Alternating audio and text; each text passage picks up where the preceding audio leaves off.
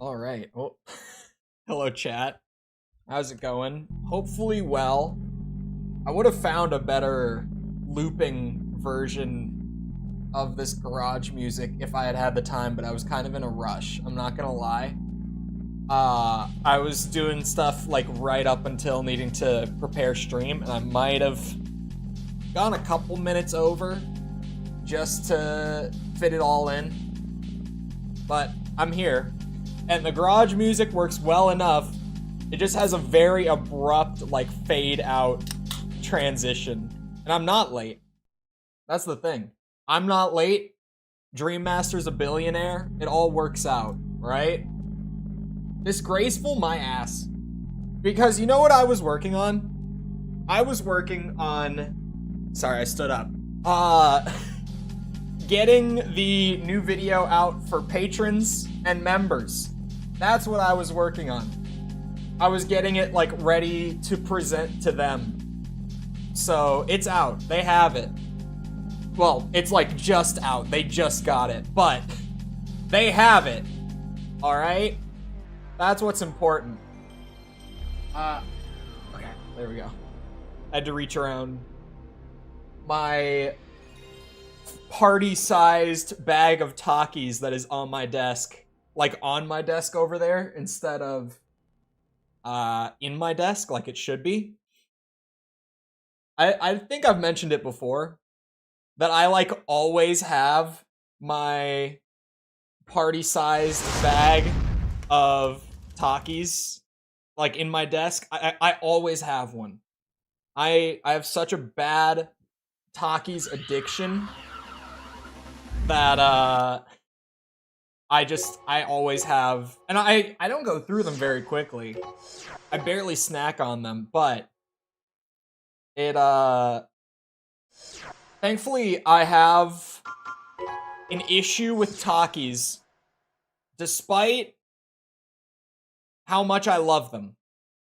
My issue with them is, they give me the worst heartburn. Like, I have a serving of Takis, and I regret it for the next hour. But it was worth it. Because it was delicious. Chole has a nice beard. I don't know if nice is the word for it. Unkempt is a good word for it, if you ask me. I was just about to update Beardathon. I was gonna take the day count down by 1, right? I did update it yesterday? Wait, no. Should it be 44? Hold on. How many days between now and November 19th? This is what Google's for. It is 44. I thought I updated the day count yesterday, but I guess I didn't. 44 days left of beard. Right? No one's going to become a member, patron, none of it. No one else is doing that. We're good. I don't have to worry about the beard anymore, right? Should be ending on December 25th. You forgot to update it. Oh, it ends on Christmas. Is that it? I can't be forgetting my side goal for Project Phantasma is to own every part from this game with all of the credits that I'm making in the arena and the missions. But yeah, Beardathon has been running for so long, and it's just for every new member, or like renewed member, or gifted member, and I've applied it to Patreon now as well, since we have that set up. I have to add like a day per tier to the amount of days until I can shave. So, that's why I have this. I would rather not have this. I've not tried out PvP on emulators. I haven't gotten to Gen 5 at all yet. I have not even started it. I did set it up. Set it up means, like, I mounted it, and, like, it's in my computer's files. I haven't even gotten it loaded into the emulator or anything, though. Because I was kind of like, oh, I should probably... Actually, you know what? Let me start with a mission before I go into the arena. Because I remember the arena was starting to get to the point where it was picking up on me a little bit. but I have not gotten to Gen 5 yet. But like I said, members of the contributor tier or above, and same for patrons, the 4answer video got finished this morning. It's out for you guys. There might be audio issues, slight audio issues, as a heads up that I need to go back and check. Because when I did the audio pass, which is near the end of work on a video, I had my headphone settings wrong. And I didn't notice until after I got it uploaded for, like, the early access version. And, like, because the video is done, and it's already uploaded and everything, I'm letting you guys have it instead of, like, delaying it by a day. But you guys have it. Since when do you finish that early? I've consistently been finishing them on Friday. The last 3 videos I finished on, like, the Friday before the Monday where they went public. Because the Formula Front video, I got super ahead on. Like, I was way ahead of schedule with that one. And I'm so used to the 1-week schedule that now I've just stayed ahead of schedule. But hello, Rowan. And hello, hold on. I didn't read through names, did I? Hello, Dreammaster, Gustavo, Sticky, Jess, Nameless King, Collis, hopefully I'm saying that right, and Rowan. Hello. Ahem. I love the reading in this game because it always goes great. We would like you to locate and destroy all of the Doomsday Organization's research materials. I still can't believe they called it that. It has been discovered that these research materials are concealed in an extensive underground maze complex. Infiltrate the deepest section of this maze and destroy all materials. Awesome. Underground maze sounds like my kind of level. My favorite kind of level.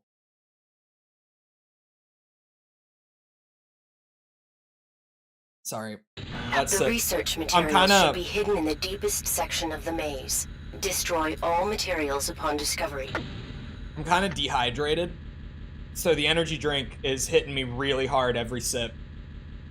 System engaged. I've had a long morning. Is the game loud? Is the game loud? No, just loud for me. Looks like, at least. Maybe some things will be louder than my big stomps. Okay. Readjustment time. Leave me alone. Oh my god, I forgot that the ammo pack in Project Phantasma is bringing my, Karasawa ammo up to 75, and my slug gun. That build, dude, it is amazing. We had a really good build coming in from AC1, but I kind of was just screwing with it the other day, and now it's a little cursed. It looks super wacky, but it works. I have not had issues with it by any means. Like, it's a very functional setup. It's far from ideal, but it works. I've been flying through the arena with it. The arena has been no sweat. Ow, ow, I'm getting shot in the ass. It's super cursed. It is incredibly cursed, but I love it so much. Oh, hold on, I see... Ah, shit. Made a change to my hydrate command, and everyone is using it so much, I nearly needed 2 pee breaks in a 2.5-hour stream. See, now you understand. Everyone's like, why does Cole need a pee break every day? It's just a 4-hour stream. And yeah, it's just a 4-hour stream, where I also drink like a full energy drink and like 40 ounces of water every single day by the end of that stream. So it's not just that I'm sitting here for 4 hours. I ingest like a good 60 ounces or so of liquid over the course of that 4 hours as well.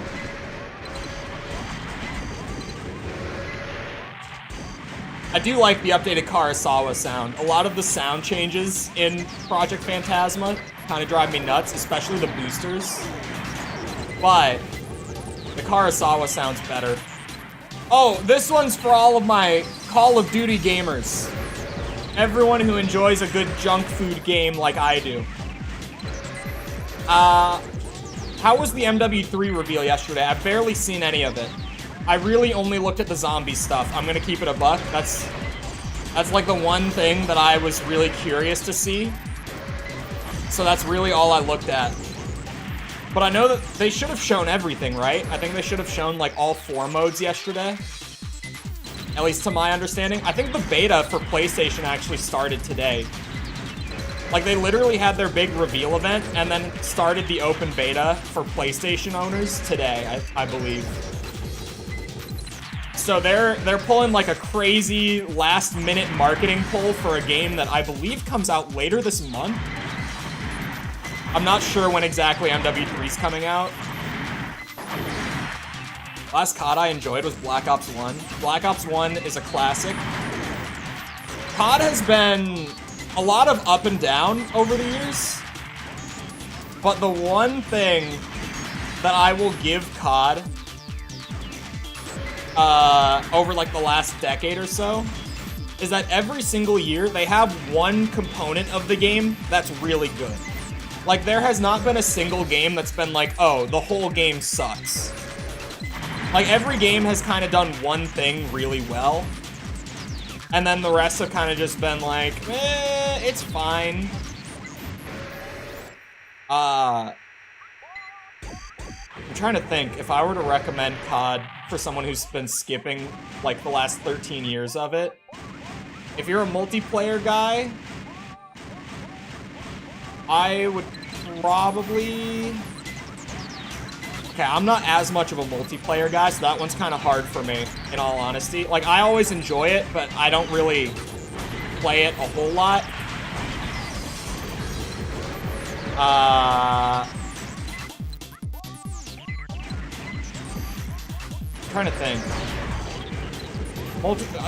I'll try to think of multiplayer. If you're a zombies guy, and you missed Black Ops 3... that's a crime. Make sure you fix that someday. Because the zombies in Black Ops 3 is absolute peak. The franchise will never top that.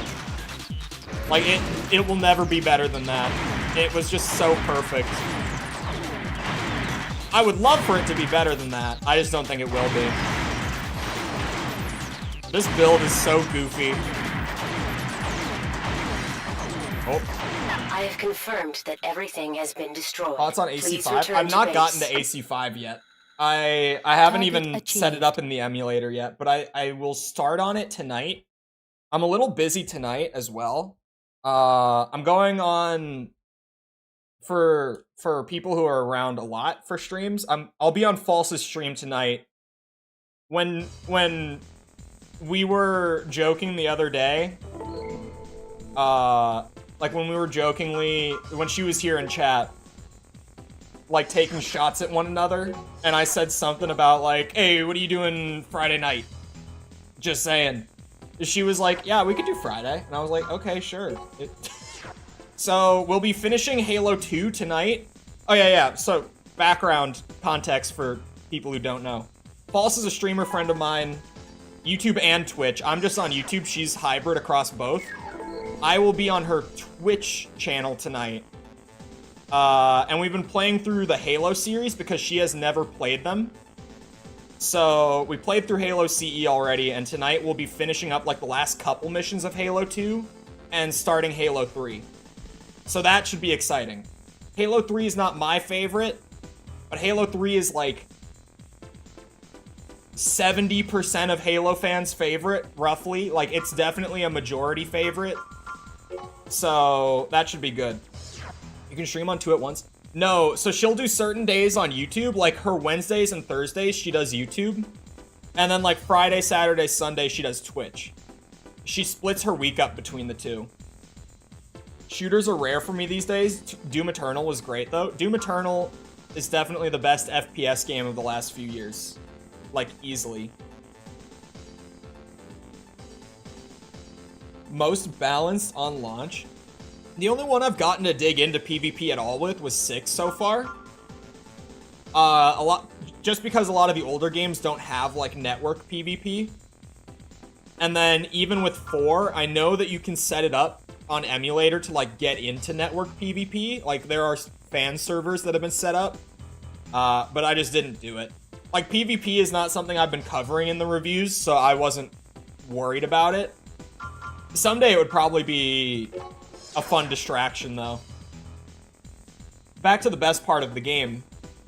Considered to be an average pilot, he controls his flashy AC with confidence. How confident is confident?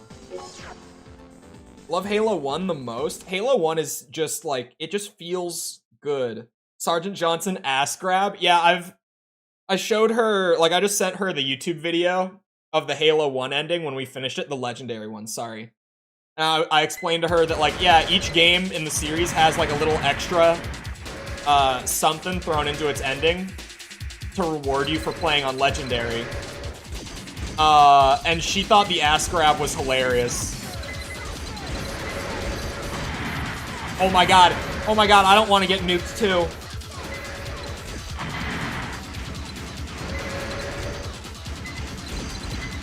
AC5 has clans? Hold on. Oh, he nuked himself. I don't know why I chose that map. The landmines drive me nuts. 140 is a safe amount of points. I'll take it. Halo 1 is, like... As far as I look at the Halo games, as someone who's played them their whole life, Halo 1 doesn't do anything, like, substantially better. Or, sorry, Halo 1 doesn't do anything the best out of the bunch, but, like, it does the least wrong out of the whole series, I feel like. Actually, that's not true. Halo 3 probably does, but I've just got a weird soft spot for Halo 1. But I'll be real. I take it back. Halo 3 probably does the least wrong, but I just have a soft spot for CE because it was like one of the only games I played just over and over again as a kid. Oh, wait. Wait a second. Oh, never mind.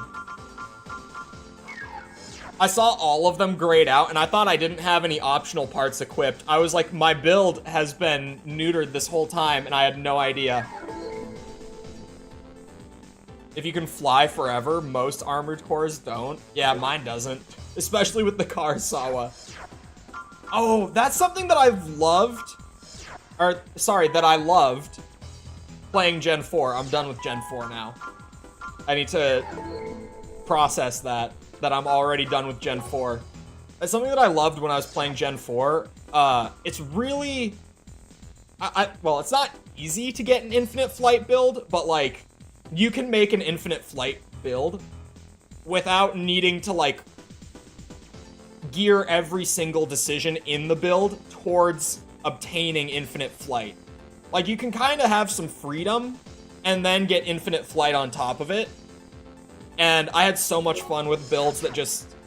Like, I had one that even was using an energy weapon in 4-Answer, and I was still able to fly, and while I was flying, not quick boosting or anything, but while I was flying, I was energy positive. Like, I was outputting more energy than I was consuming to, like, glide around. It was beautiful. It was a work of art. It wasn't that hard to put together, but it was very fun. Did you get the other ending? I got 2. Not a lot of footage from my second run is in the video, though. Because like, half of my second run happened during the editing phase of the video. And it was kind of just to be sure that I was giving the game a fair shake more than anything. Because the game was short. Anyway. Eliminating his enemies with a sword is what he does best. Oh. Alright, I stay away from this guy. Halo 3 is like vanilla Halo, easiest to like. Yeah. Halo 3 is definitely the one out of all the Halo games that I feel like you could just pick up Halo 3 and, like, anyone could find something in that game that they enjoy. Ow, I'm stun locked! Shit, son of a bitch! No wonder he's good at killing you with his sword. I wasn't ready for this. Hold on, I'm off to a bad start. Woo, woo!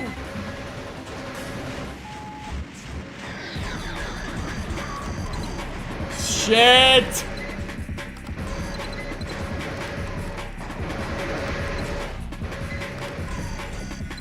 Come on now.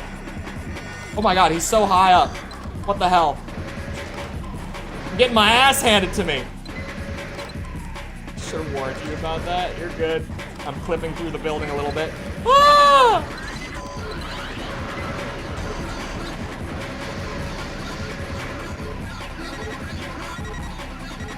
It's fine. Boundary of the map is perfectly fine. What's going on at the bottom left? I've had a UI bug on this playthrough that I never had when I played the first time, where for some reason my AC name is showing up like that. I'm assuming it's emulator related, but I don't know what setting I have wrong that's causing it. Oh yeah, oh yeah. Oh yeah, okay. Run away. It's the piracy stamp? Is it actually? That might be why then. I never had it the first time.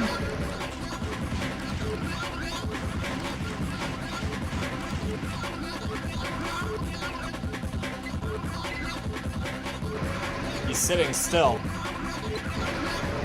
Oh, son of a bitch! He's not done.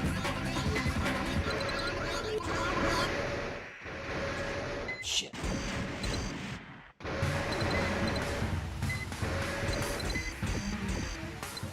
Is it actually? It can't be that it's a piracy thing, is it?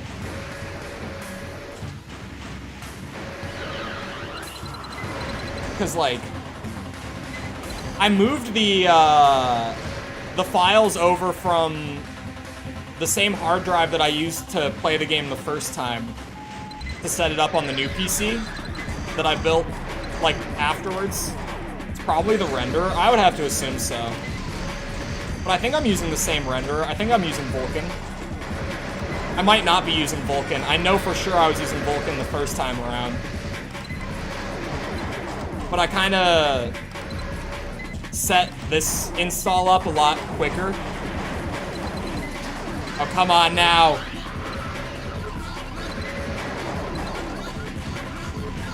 You know, considering how stupid this build has been, this guy giving me such a hard time came out of nowhere. That surprised the shit out of me. I have not had that much trouble in the arena in this game so far. Are we at the turning point where that's gonna be what the arena's like now? I almost want to check my renderer now. Hold on. I think I can do it just from, like, this UI, right? Can you? I just have to find... I am using Vulkan. Oh, it's under my camera. Sorry, I am using Vulkan. I have no idea why I have it. To the garage or cave? Not needed. We put on the skill solution and we're fine. I hated the garage playing through Master of Arena. Only because I was like, it's bullshit, it's cheating, it's filthy, it's dirty, and yet I used it every time I got stuck on a flying enemy. Because, like, it's right there. I'm not gonna not use it. Like, of course. It's right there to select. The Bruiser, as he is known, is very aggressive and prefers to attack his victims from the front. Okay, that's good for me. Because if he tries to attack me from the front, it's just Karasawa spam until death. Like, that's all it is. If he attacks me from the front, I should be fine. Oh. Oh, hold on.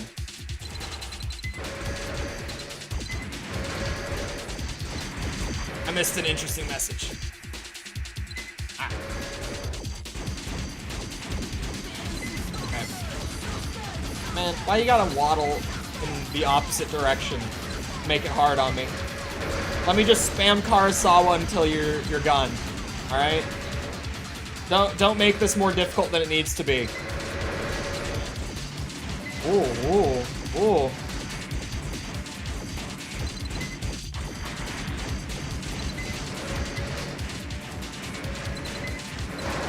Ah, shit. I thought I could just hit that little tap when he came back down and be fine.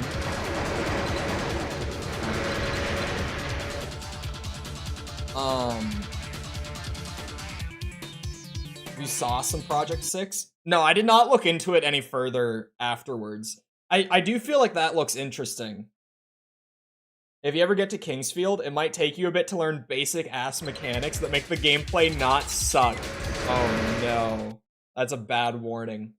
Mech Warrior's kind of weird. I have played Mech Assault 2, but like when I was a literal toddler. Like I've never played it at any age that I can really remember it. I just know that I played it. So not really. Really, Armored Core is my first like mech game series. I'm not normally like in the mecha sphere whatsoever. It's very, I've just never been into it. Not out of like I don't like mecha, just I've never gotten into it. Like I've just never even tried anything in that space before.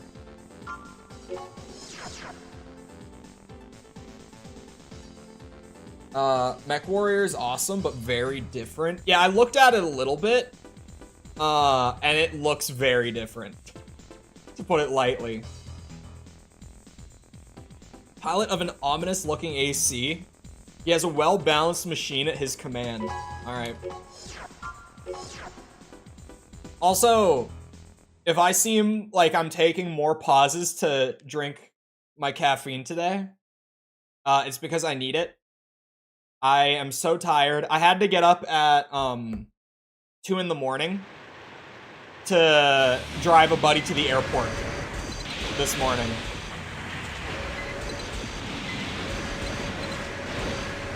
I mean, I didn't have to, but I agreed to.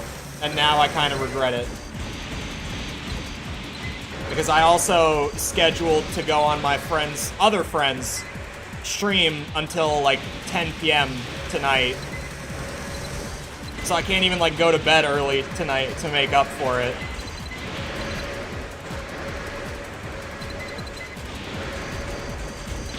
Okay, he hits hard, but he's slow. He's not scaring me too much. He flies a lot, but he doesn't have much energy to stay up there. Just tried 100% in Armored Core 2, stuck at 96. Can't find what missions have ACs. Oh.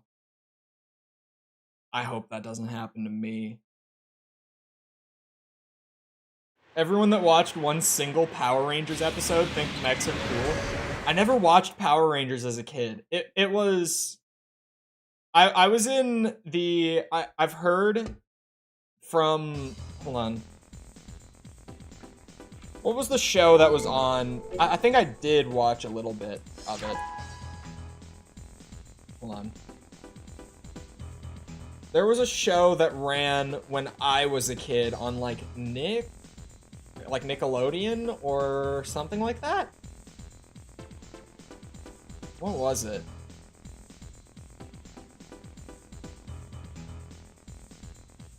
What was it that was running when I was a kid? It can't have been that. It was not Mighty Morphin Power Rangers. Trying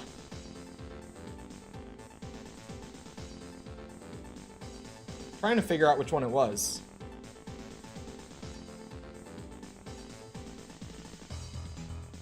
Invader Zim had a reverse joint mech. I did watch Invader Zim when I was a kid. I did like Invader Zim a lot. What show was it? I'm trying to think.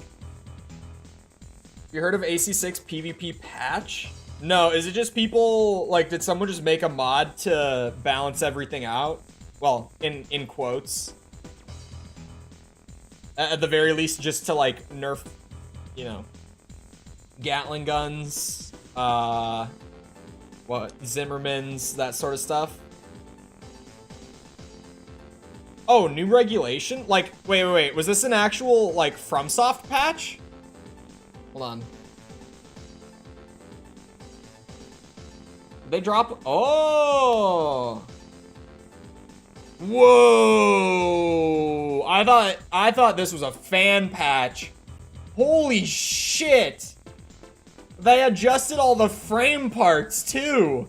Oh my god. Oh my god, the boosters. The boosters. The FCS got tuned. They nerfed 3 FCSs. They didn't buff a single one. They nerfed 3. They buffed 3... Or sorry, they nerfed 3. I don't think I said that right. Again, I've been up since 2 a.m. Alright? They buffed 3 generators. I'm not going to remember the inner parts by name. I might remember some frame parts. Mostly it's the weapons that I'll recognize what they did. Let's see. I am looking for my... Oh, here we go. The Zimmerman is here. Decreased attack power, impact, accumulative impact, and direct hit. Jesus Christ. Talk about a nerf. I wish they would give us numbers on these patch notes. Like, I get that it's specific enough to say we made this weaker, but, like, I wish we had numbers. Like, I wish I could see how much they tuned it. I'm sure that I could just go in the game and, like, find those numbers and then find, like, an old spreadsheet that someone hasn't updated that they probably made somewhere on the internet of, like, all the stats. I don't want to do that. Sampu got its ammo buffed, the little burst pistols. That's good. Oh, all the pistols got their ammo buffed. Sweet. Those might actually be fun to run, like, for missions now.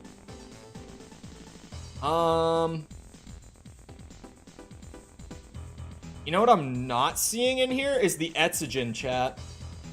If you watched me play AC6 on stream, the Etsugens were my favorite gun. I like to just dual-wielding Etsugens. It was my favorite setup. Looks like they got completely left alone here. They did get a buff on a patch a bit ago, but it was like their bullet velocity got a buff. They didn't get, like, more damage or anything like that. Hold on. Where's the big over-the-shoulder missile? Which one is that? That's gotta be here, right? Where's the big shoulder-mounted... Oh, wait, is it stun needle launcher? Is this it? Is this the needle launcher that I'm thinking of? The 5 burst? Yeah, the SMG. The burst SMG was my favorite gun. I loved dual-wielding those. This is the big over-the-shoulder one, right? VE60 SNA. It looks like it's it. Just going off of decreased impact, accumulative impact, direct hit, attack power on consecutive attacks. The Iceworm Killer? Yeah, that's what I was looking for, because I knew this thing was busted. Songbirds got a big nerf. Rounds now explode upon reaching their effective range. Oh, that is an insane nerf. That alone, even if we just don't even look at the attack power and stuff like that, this alone is an insane nerf. Making it so that once they hit their effective range, they just blow up regardless of if they ever connected. That's crazy. Tetrapods? Hold on. Not impressed or disappointed with MW3 beta. Hello, Smitty. All I was worried about with MW3 is the zombies, and it actually doesn't look terrible. It looks like it's at least fun for a little bit, because I liked MW2's DMZ a lot, and they literally just took DMZ and Cold War's Outbreak, which I also liked a lot, and they just smushed them. And so I'm kind of like, okay, I actually think I could play that. Like, I think I would enjoy that. Where's the Gatling gun? That's another one that I want to look for. I had no idea this happened. When was this? Was this yesterday? That's why I had no idea. Where's the Gatling gun?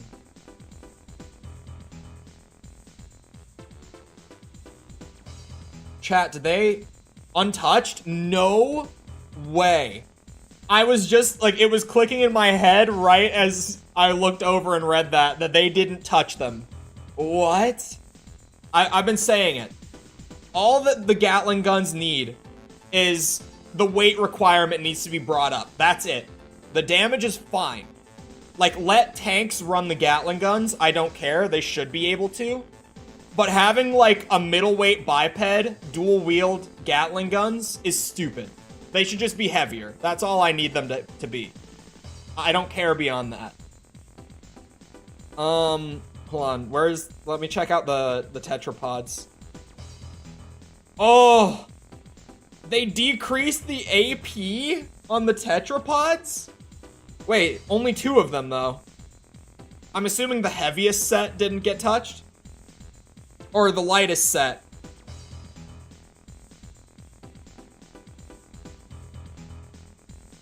People use lightweight builds? Are people running them on lightweights? I haven't seen it. I've seen it on middleweights. I ran it on middleweights. There's only 2? I swear to you there's 3. I promise you there's 3. Aren't there only 2? I promise. I swear. Hold on. I think there's 3. Hold on. Let me make sure.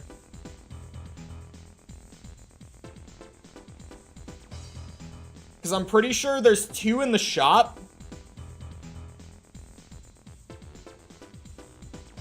Hold on. They buffed my spring chicken legs? Wait. Reverse joint got buffed? Oh, altitudes. Or attitude? Attitude stability? What does attitude stability mean? I need to get more parts. Are there 3? Oh, there are 3 tank legs. That's what it was. That's what I'm thinking of. They nerfed one of the tank. Is this the wheelchair? Hold on. I know this is a big distraction, but this is a huge patch, and I'm just curious. That is the wheelchair. Alright, I was like, if they only touched one tank leg, that's gotta be what it is. Yeah, so they decreased kinetic defense, energy defense, explosive defense, and attitude stability. What does attitude stability affect, chat? Oh, it's ACS. Okay. So they buffed your ability to aim on reverse joint legs, I guess? Like your aiming stability? Interesting.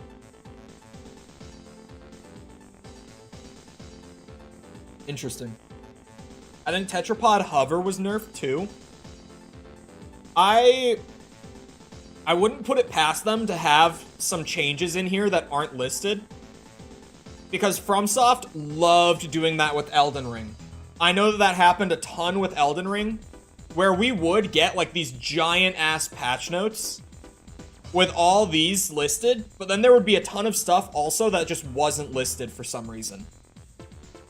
I have no idea why. But they for whatever reason, like to sneak things in, or... Well, okay, I shouldn't assume that they're intentionally sneaking it in. More likely, there's a bunch of stuff that just doesn't get, like, properly communicated to whoever's writing these posts. And they get left out, like, accidentally.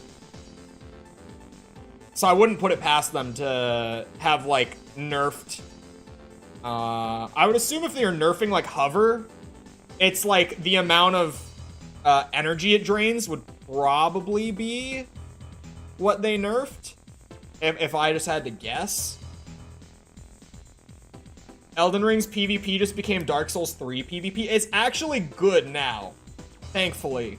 But it was terrible for a long time. I don't like PvP in the Souls games either. I like it more in Armored Core, but still, like, I don't play Armored Core for the PvP. I'm way more of a story and arena guy with Armored Core than PvP. PvP is like a fun little distraction here and there for me.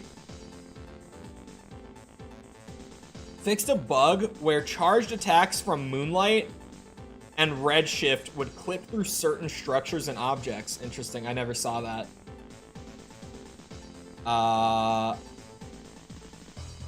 What is this? What is Coral Oscillator? For charge attacks? That has to be... Is it one of the rifles? Had stronger tracking than intended when using tetrapod legs. Interesting bug. The bug fixes aren't really that crazy. Pulse protection has more resilience. Wait, what? They gave terminal armor more duration? Why? Why? Also, their bullet points got scuffed for whatever reason. There's a lot of adjustments here to expansions. Decreased boost kick attack range for tetrapods. Oh yeah, here it is. Increased energy consumption while hovering with tetrapod legs. Okay, they did list that stuff. It's just for some reason, it's in the expansion section and not in the frame part section. I don't know why. But there it is.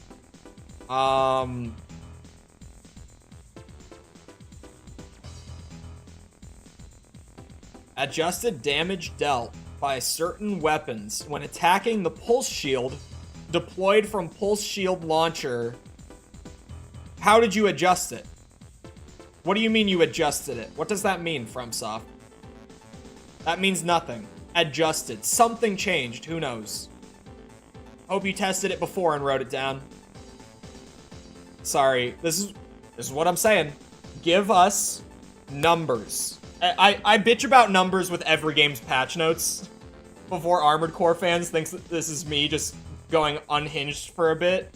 I rant about patch notes needing to have numbers in any game. Because I'm just like, if you're changing stuff and you're telling us you're changing stuff, why not tell us exactly how it changed? There is no reason to keep those numbers private. Because people can just go in and find them. Just don't make us have to go in and find them. Like, just give us the numbers. Just give us the numbers. Thank God they nerfed the hover. That was annoying. I did the missile boat thing once for PvP for like a couple matches on stream. Never again. Now it might be... No, it's probably still annoying as shit, but... Low man on the Scorpion team. His ability is more than average within the arena. More than average. Let's see. This is my skill test now. Is my skill in the arena more than average? If I can beat him on first try, the answer is yes. If not, then I guess I'm just average. And average is fine. Oh god, he flies. He flies a lot. Okay. Oh, he's jumpy. We're in for a long one here. I have not hit a bullet, but neither has he. Aha! I hit one. Ow! Yeah, fly right into the Karasawa. See how that goes.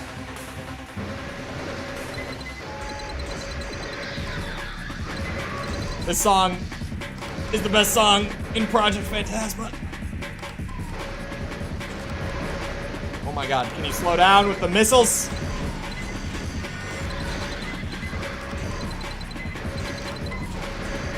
This frame rate really does not help with me panicking. It's so hard for me to keep track of what's going on in tense situations.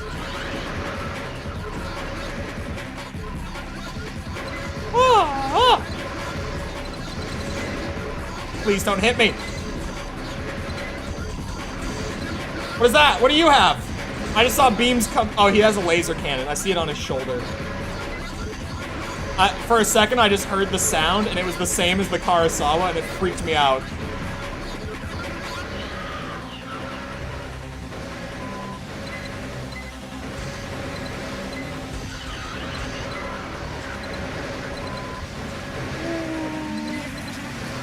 Ow. I have a good AP advantage. I'm not gonna lose it, I swear. Okay, I might lose it a little bit.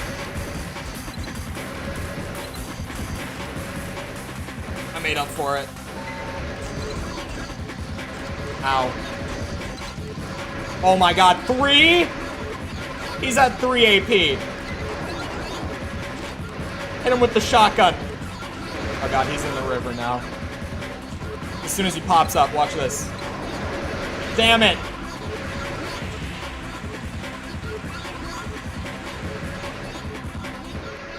Come on, where'd he go? He has split missiles. God damn you. Okay. More than average arena skill. Officially. Disrespect in Silent Lines space arena map? Did Silent Line have a space activated terminal armor? 3 AP is bullshit. 3 should not be allowed. At that point, just round down. My rifle is hitting for like 600 a shot. Just round it down if it goes to 3. Come on. 3 HP in a lot of games is like, you know, crazy clutch moment sort of thing. Is that an arm weapon? Okay, I might be tempted to try out whatever that is. I'm not gonna lie. That looked like an arm weapon to me. Where is it? It could have been shoulder weapons, actually. It's not those. It's not those. Oh, is it these? Dual cannon? I think that is what I just got. Double bazooka arm? I'm doing it with the slug gun and the extra ammo. The build gets more cursed, chat. Don't worry. By the end of Project Phantasma, this thing is gonna be a fucking Frankenstein, dude. This is gonna be so stupid by the end of the game. Hold on, let me go buy some parts. Build out the collection. I'm getting near the end of the arena ladder, and it's making me worry that I might not be able to buy all the parts.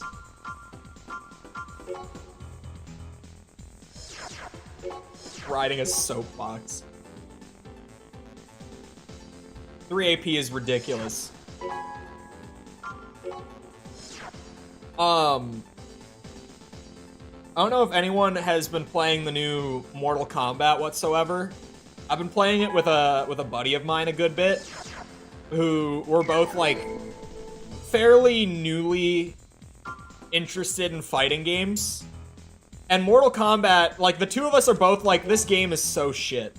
Like the competitive integrity in Mortal Kombat 1 is all over the place.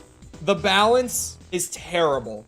There are so many characters in Mortal Kombat 1 right now who, like, half of their attack strings are advantage on block. Like, there's so much bullshit in that game, but we can't stop playing it with each other. And the amount of, like, literal 0.1 HP wins that we have had on each other because the game has chip damage, but it can't kill you. So, like, you get down to 0.1 HP and you start blocking everything. Well, it normally can't kill you. Certain attacks can kill on chip, but others can't. It's such a weird game. Baraka and Cyrax. Bro, I was using Cyrax before it was cool, okay? Let me tell you. These are my shades. I couldn't really tell. It's at the corner of my desk.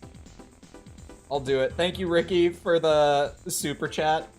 I haven't seen one be yellow before. Did they change the colors on them recently? Its balance is that everyone is broken, except that's not the case. Like right now, I love Sub-Zero in Mortal Kombat. I love him. I don't know why the alert is delayed, but it'll come through at a random time. Sub-Zero in Mortal Kombat 1 right now is so bad. I want him to be good. I want to be able to play him, but I can't. I just can't play Sub-Zero right now. Baraka is so fun, but I feel bad for using him. I've mainly been playing Scorpion, who is not one of the broken characters. So, like, it's cool.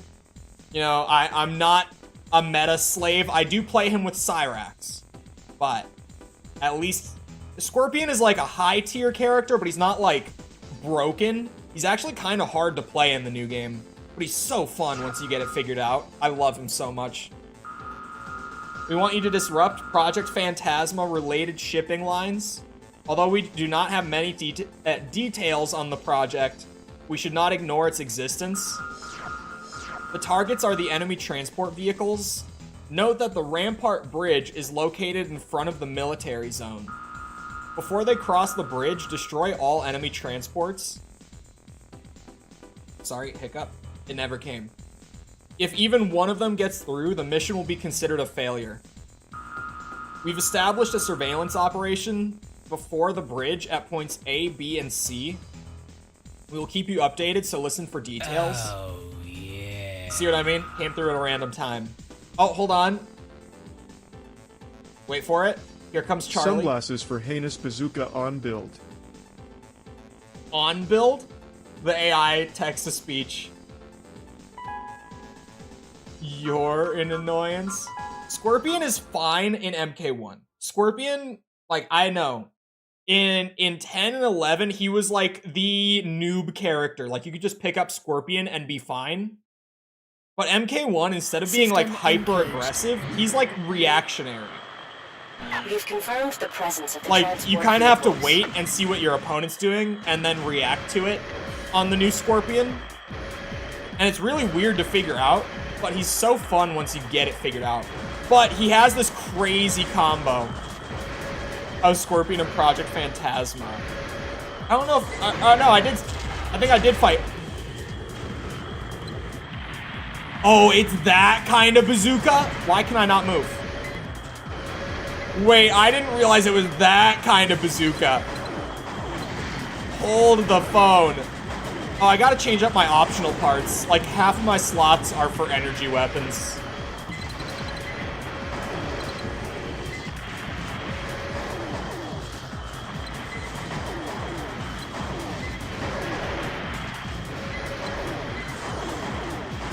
I didn't realize it was like, you know, Frieza Fireball bazooka. I thought it was just gonna be like a grenade launcher sort of bazooka.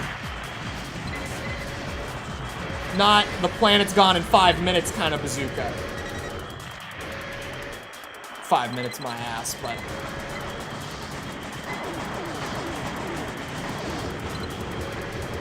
Hold on. There's more on the other side of the road, right? Yep. When I tell you that I cannot really see right now.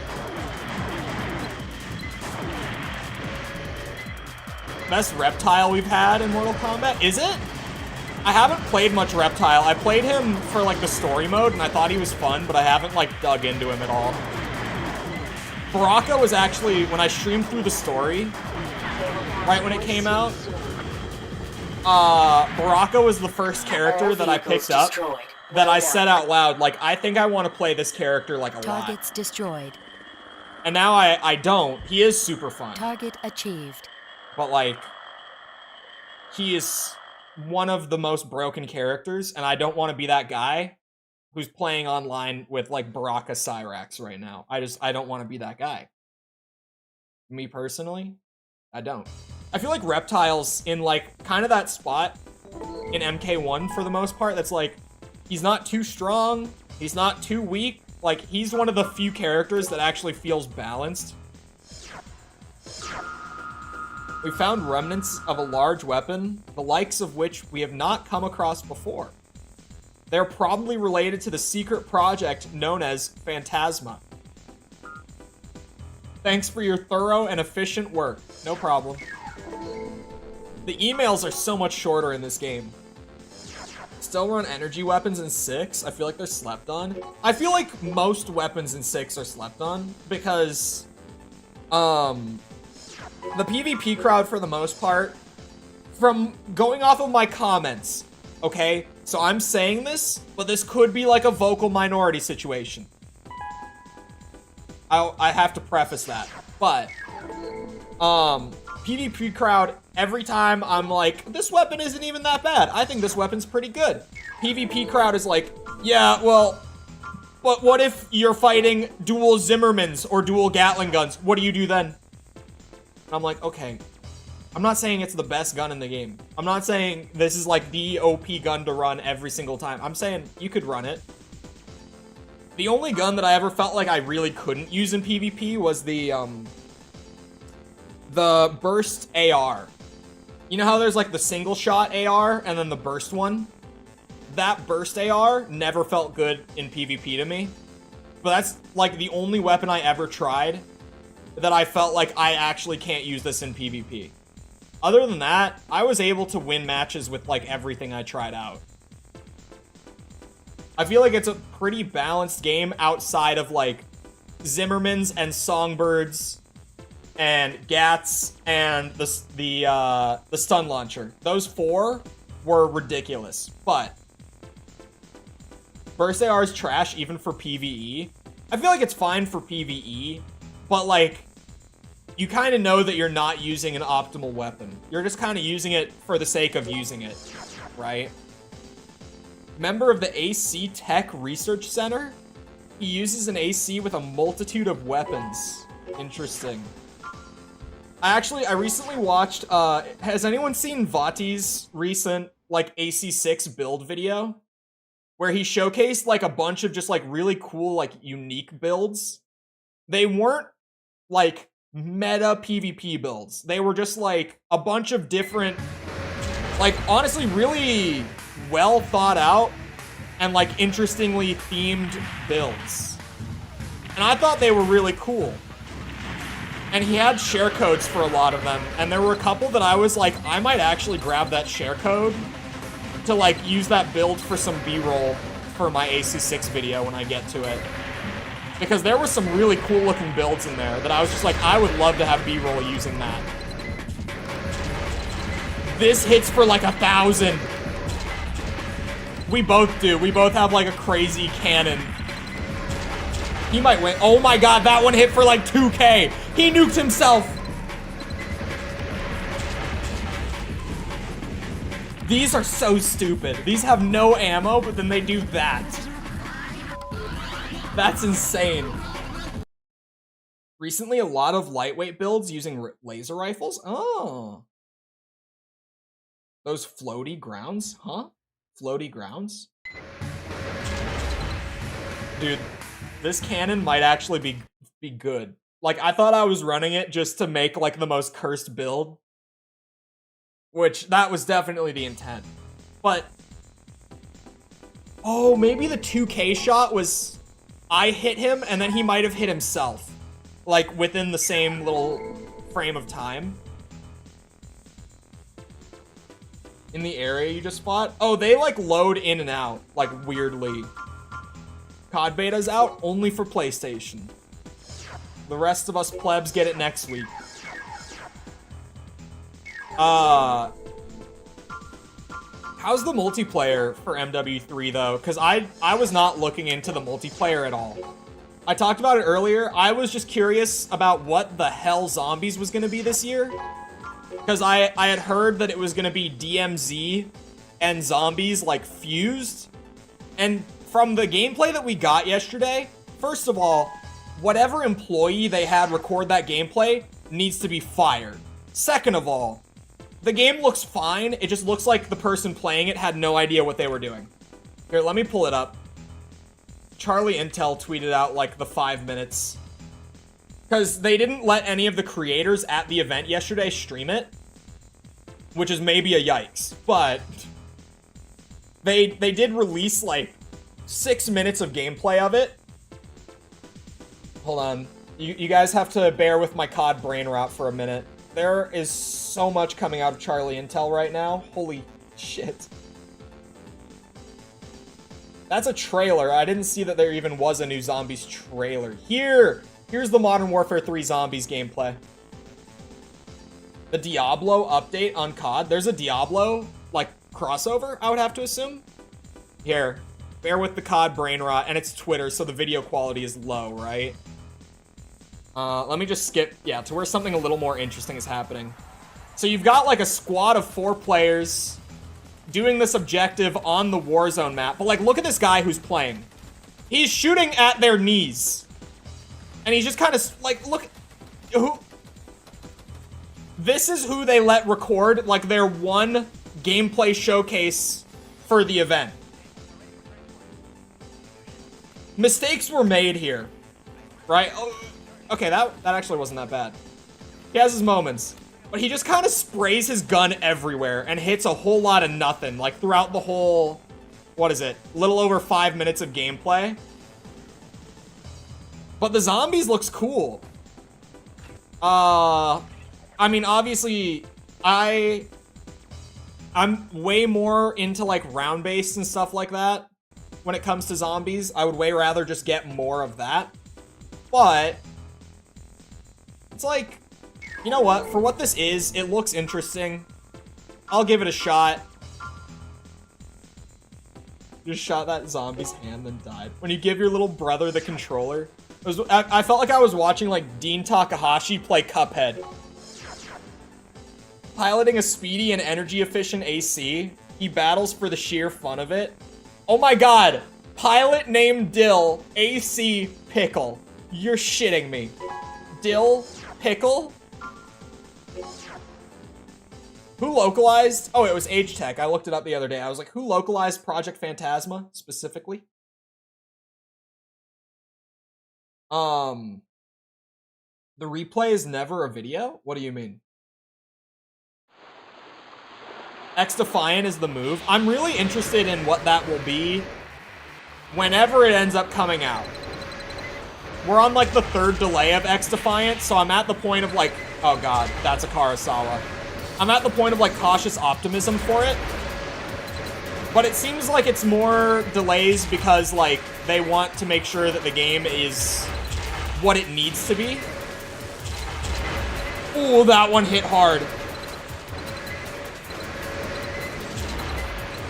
Screw your Kurosawa.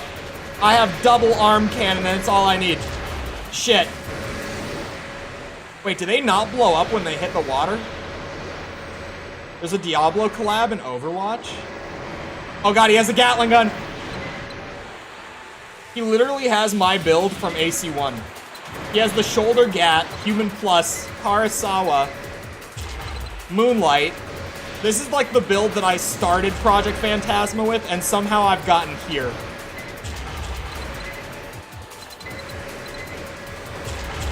Ha!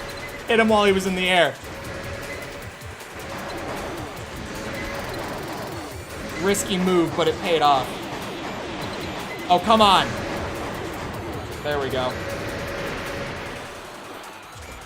Best map? It is a good map. Pickle was a pickle for me, no joke. Finished Final Fantasy 16? How long was it, like, about? Is it a long game? He has a much heavier build than I started the game with.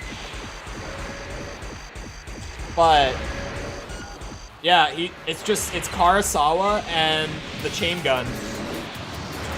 Is that Moonlight? I think that's Moonlight. The Flooded City map? I'm trying to think. Is that... What game has the Flooded City map? If I picked a favorite map from like any Armored Core game, favorite arena map, it might be Military District from Silent Line. Shocking no one who saw any video between like Silent Line and like Ninebreaker. Like those 3 videos, they used that map for Ninebreaker again, and I brought it up again because I was like, this map is great. I love the destructible buildings.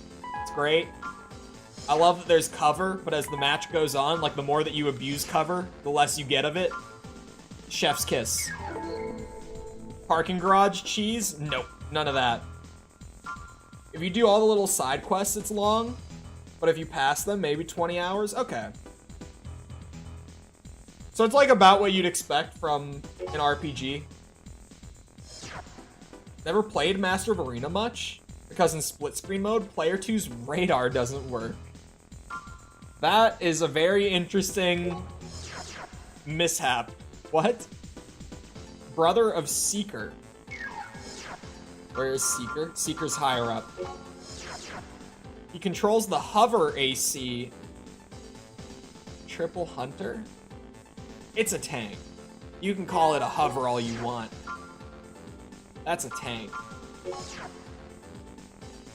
I really liked the map with the water in Armored Core 4 though, even though there's like nothing in terms of geometry in the middle of the map.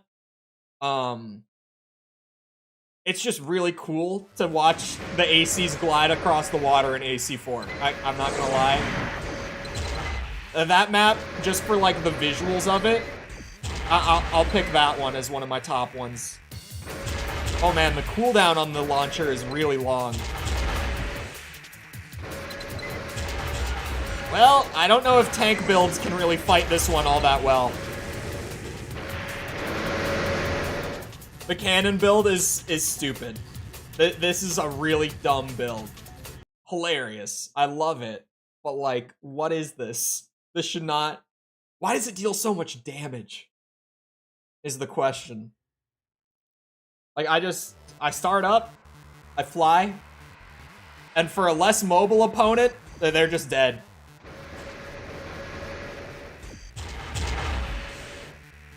That's 2,000 damage. That's 2,000 damage. That's 2,000 damage.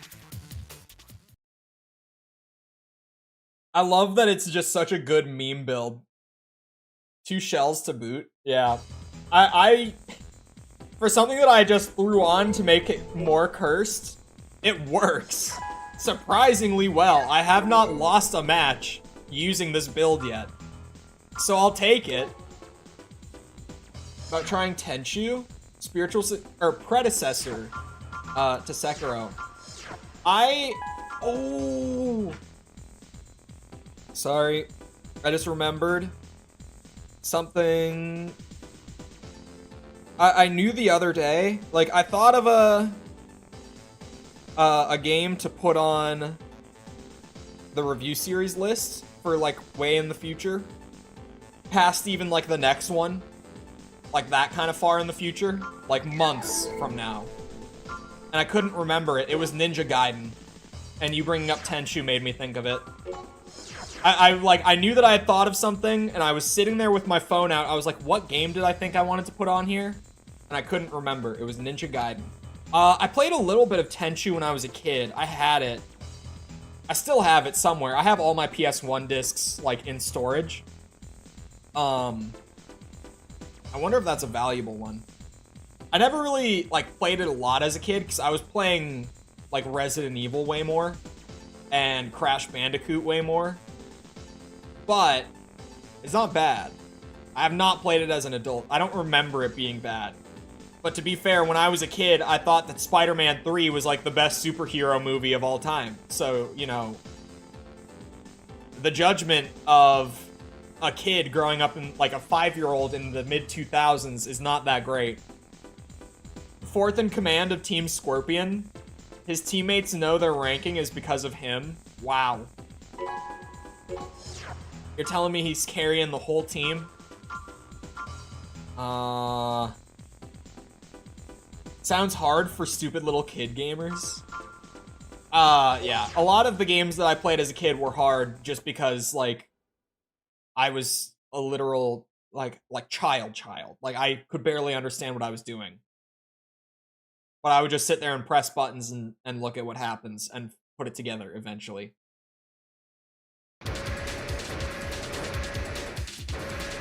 Come on. Oh, that's... Ow! Holy shit. No. No. That damage? That's not right. Okay, it is the direct impact is where most of the damage comes from when I hit a good shot with these. At first I thought it was just the AoE, like it's just the blast itself, but no, it's definitely hitting them direct. Makes it big money. There we go. Spider-Man 3 is the best superhero movie. Yeah, it was actually, Spider-Man 3 was the first movie I ever saw in a movie theater in my life. For the record. So, it's a great start, right? Made it out of Quacktown and Majora's Mask. Dude, I completed Ocarina of Time and Majora's Mask when I was like a baby, like a literal like 4 years old. I played Ocarina of Time for stream last year, and I spent like 2 hours in the water temple, and the whole time I'm just like, I did this when I was like 4. How did I figure this out when I was 4 years old? I can't figure it out when I'm 20. I don't understand. The NES platformer Ninja Gaiden's 2. I think I would. I might just do Ninja Gaiden Black, because that's really the part that I'm interested in, but I might do all of it. But hello, Ryan. Spider-Man 3 is garbage. Spider-Man 3 is garbage, but it's like good garbage. It's like quality junk food, you know? It's like a Lay's classic. Brother of Slick, he pilots one of the most difficult ACs, Mobile Hunter. Can the meme build handle the Mobile Hunter? You know what? I like this map. This is a good map. Trying to think. I had something to say a second ago. I need that caffeine too.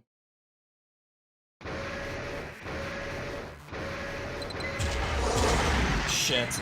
That hurts. That's a great start. I can't see you. Oh, what are you shooting at me? Stop. I do not want to be in my red zone. Ah, ah, ah. Ah. Shit. I don't know if the meme build will be able to handle him. I can't seem to get a direct impact. There it is! That's the big hit.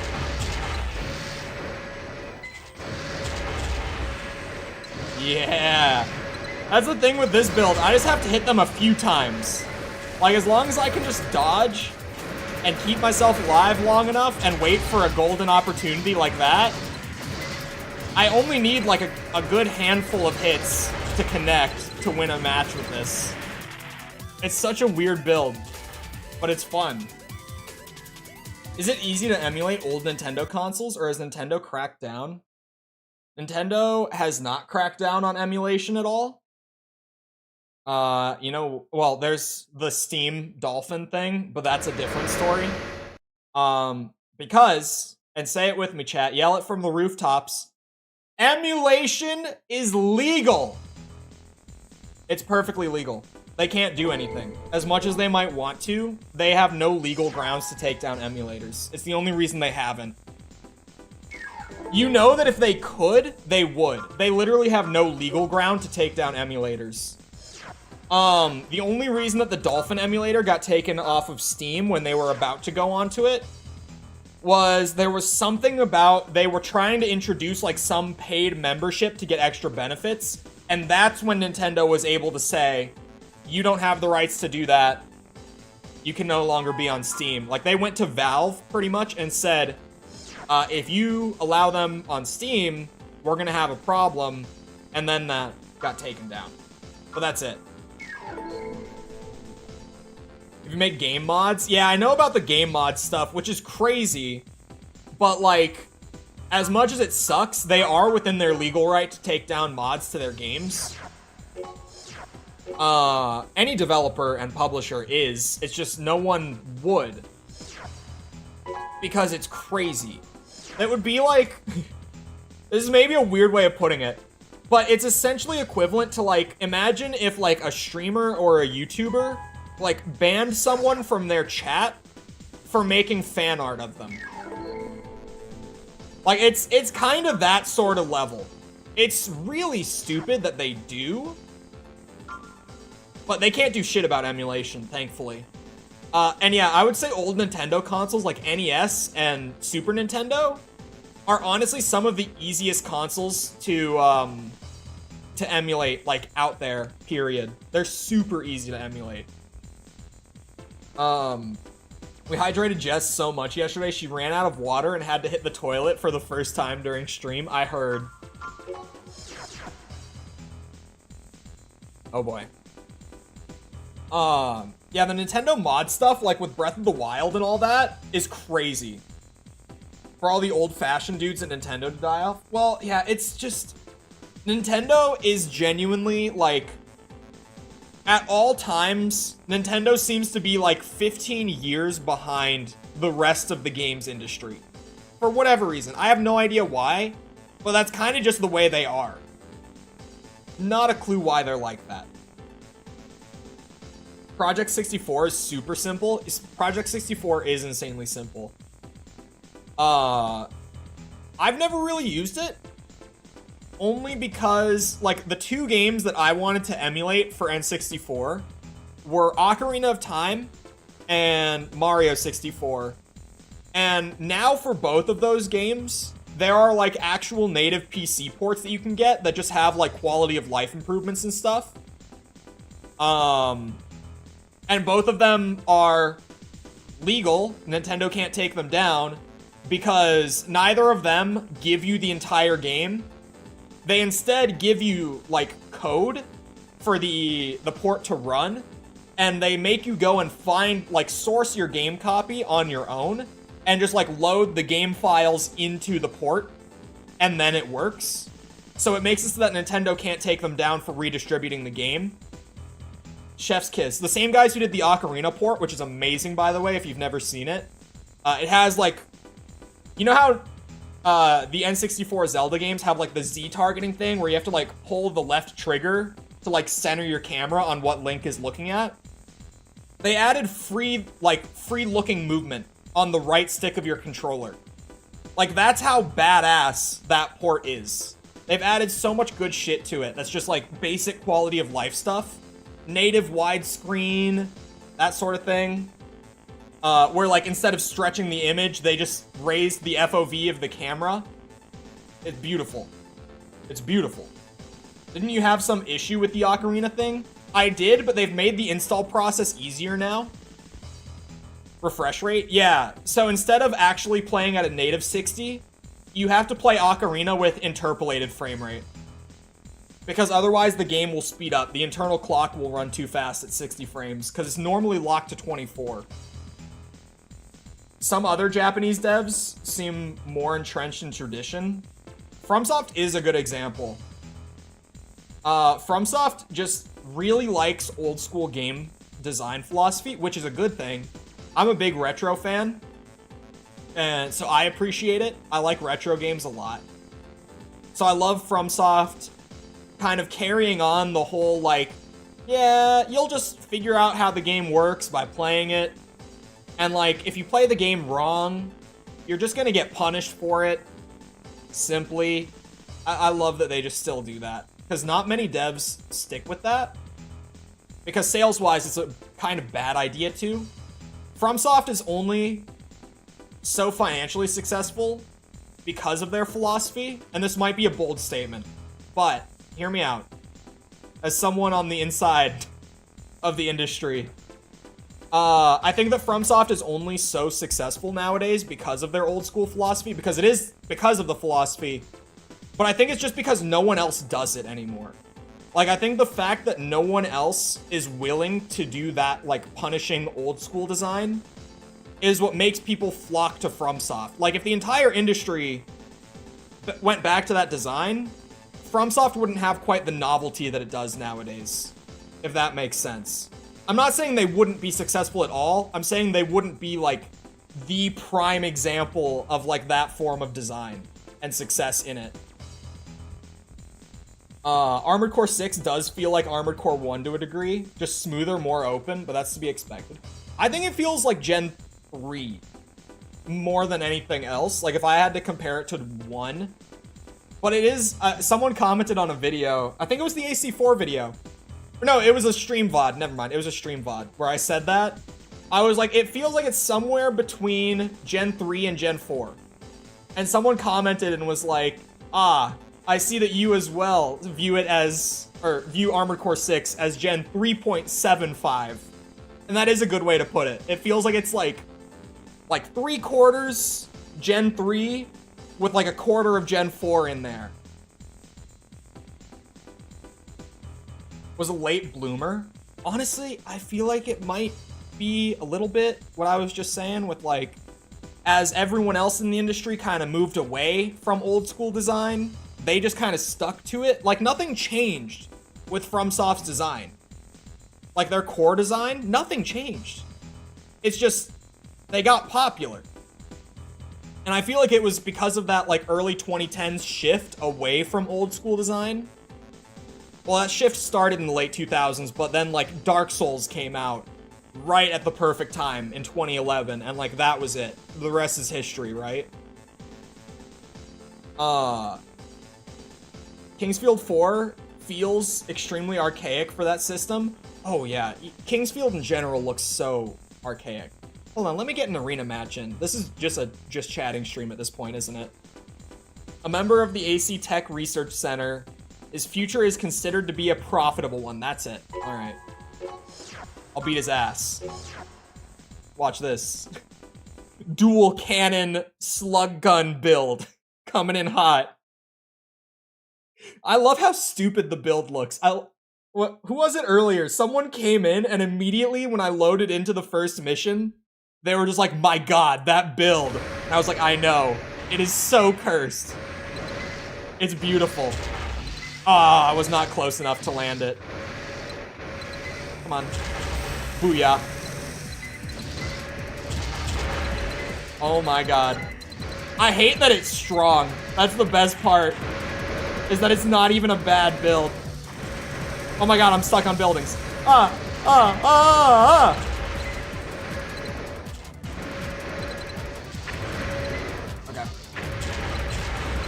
Holy slowdown. Oh my god. This build is so stupid. Why is it this good? Why is it so good? Why the sunglasses and the grenade arms? Memories coming back? What's wrong with the grenade arms? Actually, the sunglasses, I might not need the sunglasses for much longer. I have a... Oh yeah, I don't need them anymore. I'm actually like a few minutes over on them. If you super chat like 420 or 69, like $4.20, $6.90, sunglasses for 15 minutes and 30 minutes respectively.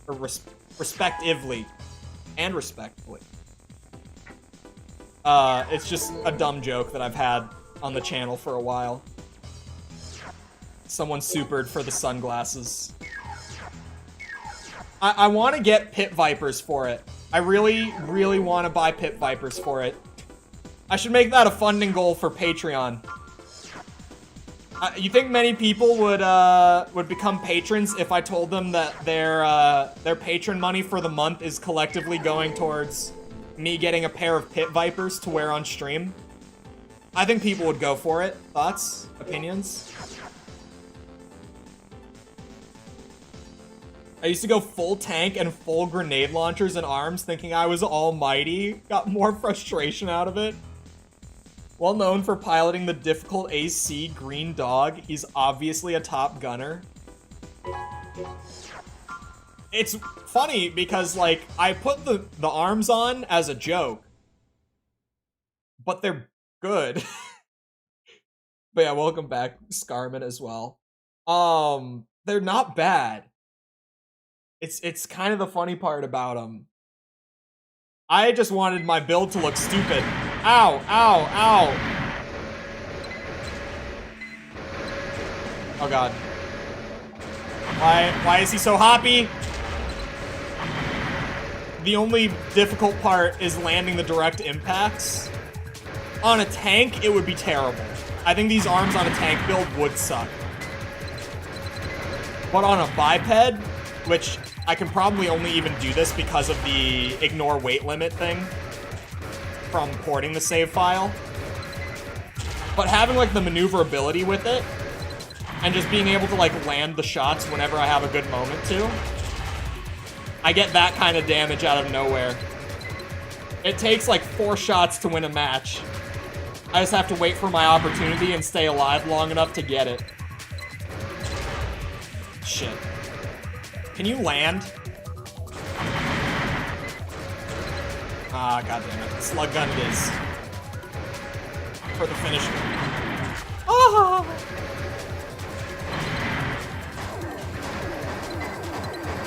Oh god. Oh god.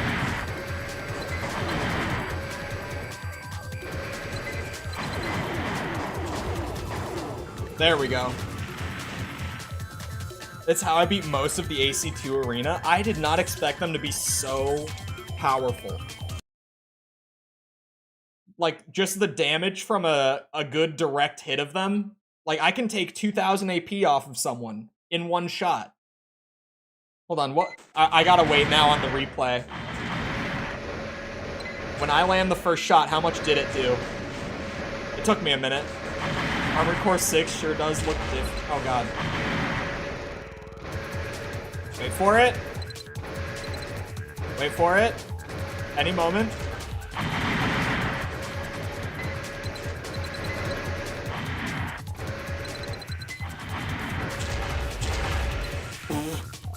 How much was that? 2,500?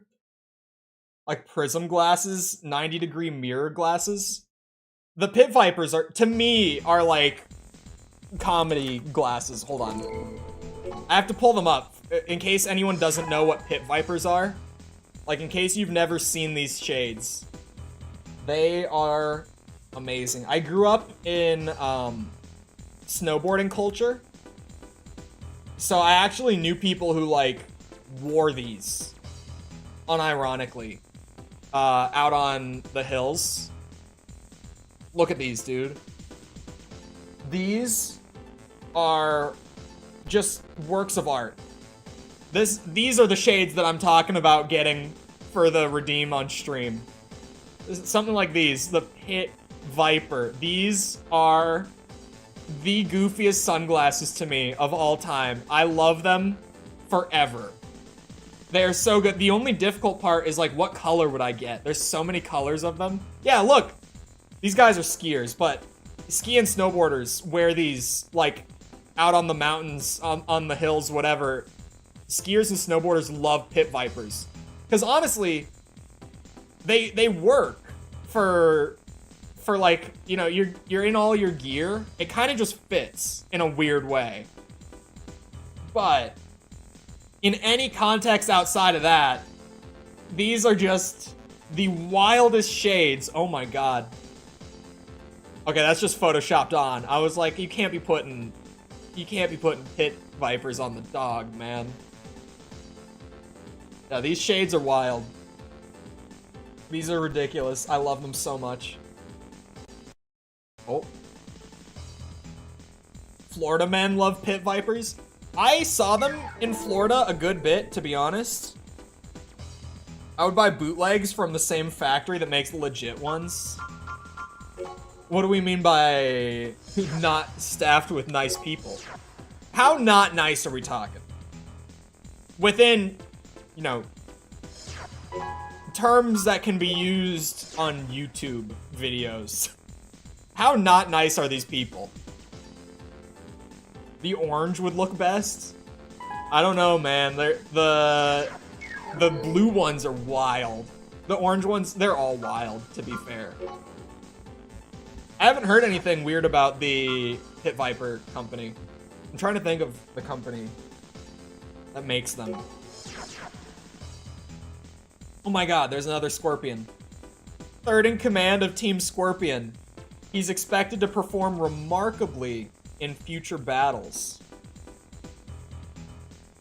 Guessing they were at January 6th? Oh, I mean, whatever might have happened on that day. Never heard of that. Anything significant happening on that date? Oh, my back. That was a good one. Matches your gingerness. I hate the gingerness shit so much. I swear to you. Swear to you. I'm not ginger. It is the lighting in this room. I only have yellow lights in here, and it's made worse by the fact that my ring light, the white light setting broke on it, and so right now I'm stuck with the yellow setting. If I change the mode to the white color, like to a neutral light instead of a yellow or an orange one, it just turns the light off. I don't know why. I don't know anyone else who's had that happen to their ring light, but it happened to me. I can only use the yellow and the orange settings. I did not set up retro achievements, though. I'm just going off of, like, the in-game 100%. So, like, pretty much with the old-gen games, it's like doing all the missions, getting all the parts, clearing the arena. Actually, the arena isn't even considered for the percentage in this, but for me, it's just like, okay, did I really complete the game if I didn't do the arena? And then for some games, it'll be a little extra wacky. Where like Last Raven, I know that you can go above 100% completion in Last Raven, someone told me in the comments of that video. Like apparently the percentage goes way over 100. So for that, it'll be like get all the endings will just be one of my criteria. What is that? What is that, a shoulder part? It's gotta be a shoulder, right? He's ginger, don't let him lie to you. Not ginger, I swear. I have like, I almost said strawberry blonde. Imagine me being like, I'm not ginger, I'm just strawberry blonde, chat. I swear. No, I have like dirty blonde hair. So like it's brown with a little bit of blonde in it, but the lighting in this room does it so dirty. What is this? Oh, it's a radar? No, we don't need that. I think it's 141 or 1... That's way over. I would have thought like 120. I would personally go blue or orange, or like pink orange looking pit vipers. Damn. Pink orange is actually... You think I could pull off pink shades? Pink tinted shades? You think I could rock it? I think it would look great.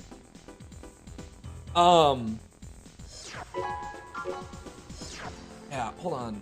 Let me go way back to when I lived in Florida. I can find face cam footage of myself from when I lived in Florida. Give me a minute. Oh, that's not even that hard to do. I can just filter by oldest. Booyah. My Florida apartment, you can see it. I had face cam on at this point, right? Oh god, let's not use that stream. I hadn't figured out my lighting. Okay, I gotta go near like the end of my living in Florida, when I had figured out how to do lighting and all that. Let's see. Oh, here we go. Elden Ring. When I first played Elden Ring. Oh god, you're gonna... Yeah, if you haven't seen me with not a full beard. Wait, how am I gonna even show this, like, fully? This will have to work. I can't, like, pull it up. Actually, yes, I can.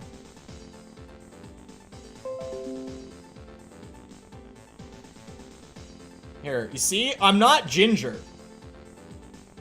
I'm not ginger. If I have, like, a more neutrally lit room... I still hadn't figured out lighting here, to be fair. But that's actually, like, a good representation of my hair color. You are ginger? I'm not. It's the lighting in this room. What a stark, deep red. God damn it. You were bleaching your hair? It's darker in that picture. The profile picture shows you blonde. The profile picture is old. My profile picture, I'm 15 in that picture. But it's just a really silly picture, and I've been using it for so long that now I'm just like, yep, that's the brand. I used to be really blonde when I was younger. Like, when I was a kid, I was, like, white hair. I was so blonde. But then, as I got older and older, it turned darker. It's still kind of progressively getting darker. I mean, compared to like 3 years ago, it is definitely darker. Matches the menu button color. Okay. Okay, now. No, I should probably do missions. I'm blasting through the arena too much.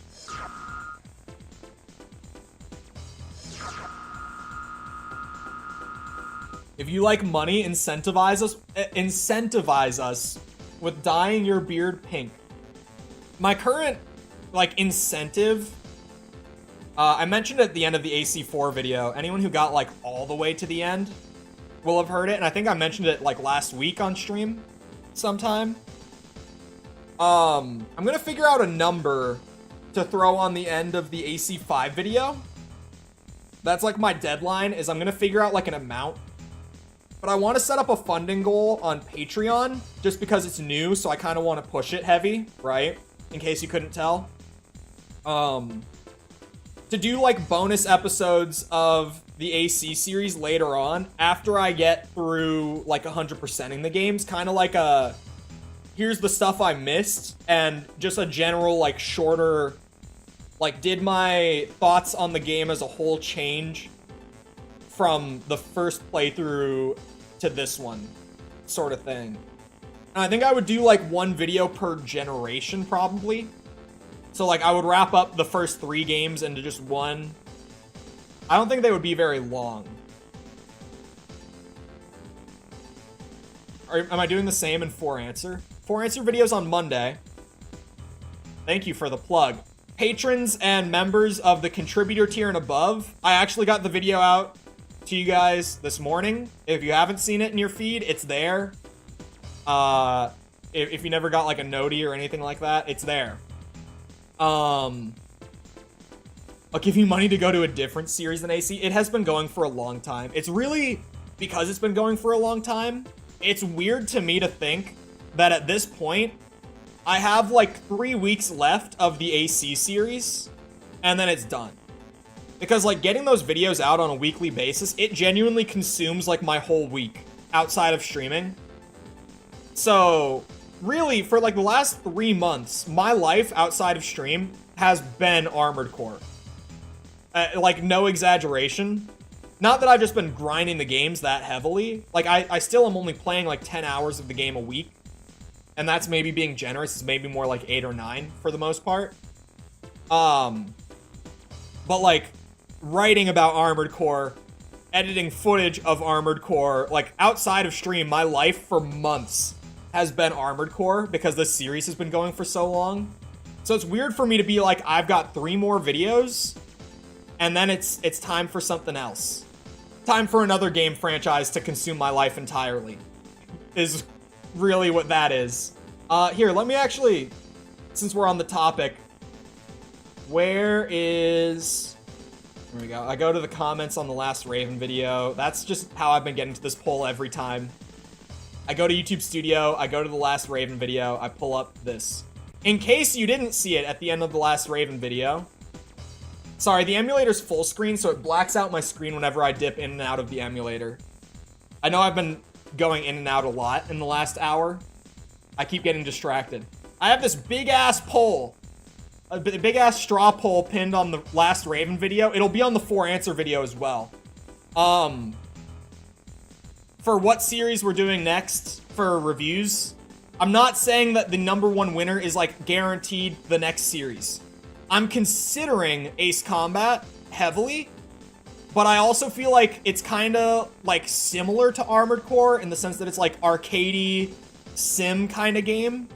Like, it's like light simulation with an arcade emphasis, if that makes sense. It's kind of just like, you know, Armored Core, you pilot mech, and you do mission, and then you just kind of go through the loop of doing missions over and over while piloting your mech. Ace Combat, you kind of just pilot your jet, and you do your mission, and then you kind of just do missions over. Like, it's a similar formula. They're pretty close to one another in that sense. Not so much in, like, actual gameplay, but you get what I mean. So I'm leaning more towards probably Devil May Cry, or maybe if I'm feeling extra wacky, Metal Gear for the next one. We've still got 3 weeks for me to figure it out.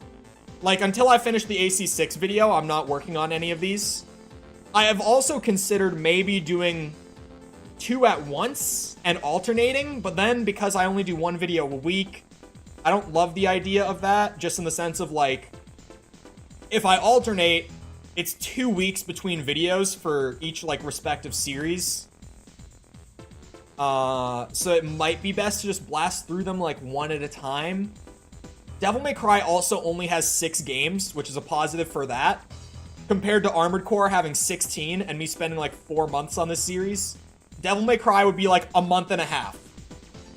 And then I would be on to the next thing after it. I think Ace Combat has a lot of games. Metal Gear has 8 games? 8 games? 9 mainline games, right? Oh shit, would I do a Ground Zero video? They released it as a game. Maybe 10. 9, maybe 10 games for Metal Gear. There's like Metal Gear Solid 1 through 5. There's Peace Walker.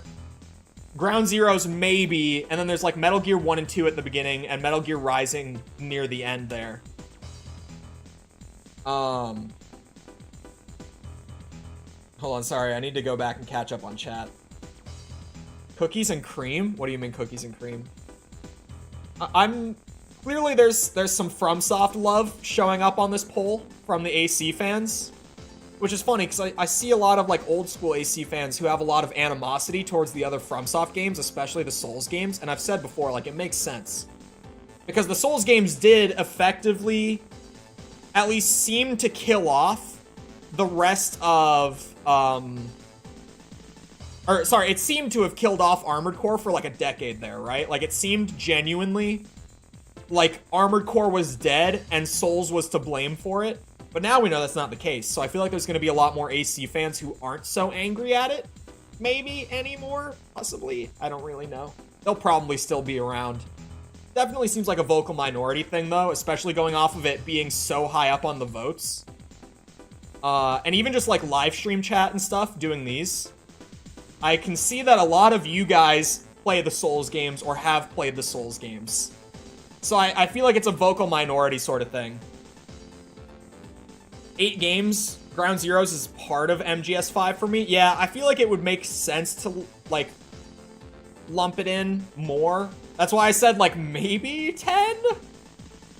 I don't know. I've never played MGS5 or Ground Zeroes. I don't know how long Ground Zeroes is. Like, I don't know how substantial of a game it is. I know that it's pretty much, like, it's just MGS5, but it's like a short little tease for MGS5 that came out like a year before or whatever. Or was it like 6 months? I don't really remember. I've played a little bit of Metal Gear. I played the original Metal Gear to completion. I played through the whole thing once years ago. I've played Metal Gear Rising. That game's fun as shit. I've played Metal Gear Solid 1, but never to completion, and I've played Metal Gear Solid 3, but never to completion. And that's as far as my Metal Gear experience goes. It's not that I don't like them, it's just that I always, like, get distracted by something else. Literally takes an hour to beat the main story. Okay, yeah, I'd probably just lump it in then. That would definitely, if it's a 1 hour game, there's no way I'm making a whole video out of that.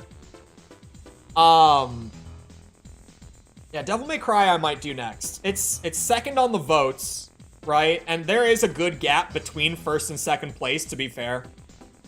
And Ace Combat will definitely stay, like, near the very top of my list for, like, series to do very soon. But Devil May Cry, it's not that many games. I've played these games. I know that I love these games. There's a lot of good shit to talk about because these games change radically every single entry. The reboot video will be interesting. The DMC2 video will be interesting. Yeah, Devil May Cry is definitely a strong runner for me. I think this is a good idea. There's a good amount of interest in it, which shocked me. Just because, like, when I was making this poll, and I was sitting there thinking about, like, games that might be at the top, I would not have thought, what game on this list do Armored Core fans probably like? It's gotta be Devil May Cry. like, never did that thought enter my mind. I was never, like, this was unexpected for me. Metal Gear kind of didn't surprise me. I wouldn't say it surprised me. That it's this high, maybe, but that there's Metal Gear love from the AC fandom kind of makes sense to me in a weird way. Souls being high surprised me. Kingsfield definitely surprised me being this high. Drakengard, let's hope that one never wins. Resi being that high surprised me. Metroid, Halo actually surprised me, even though it's not like even close to the top. It's only got like half the votes Ace Combat does. Surprised me that so many people voted Halo. Did you already make RE videos? I have not made RE videos. Doing DMC before that feels weird.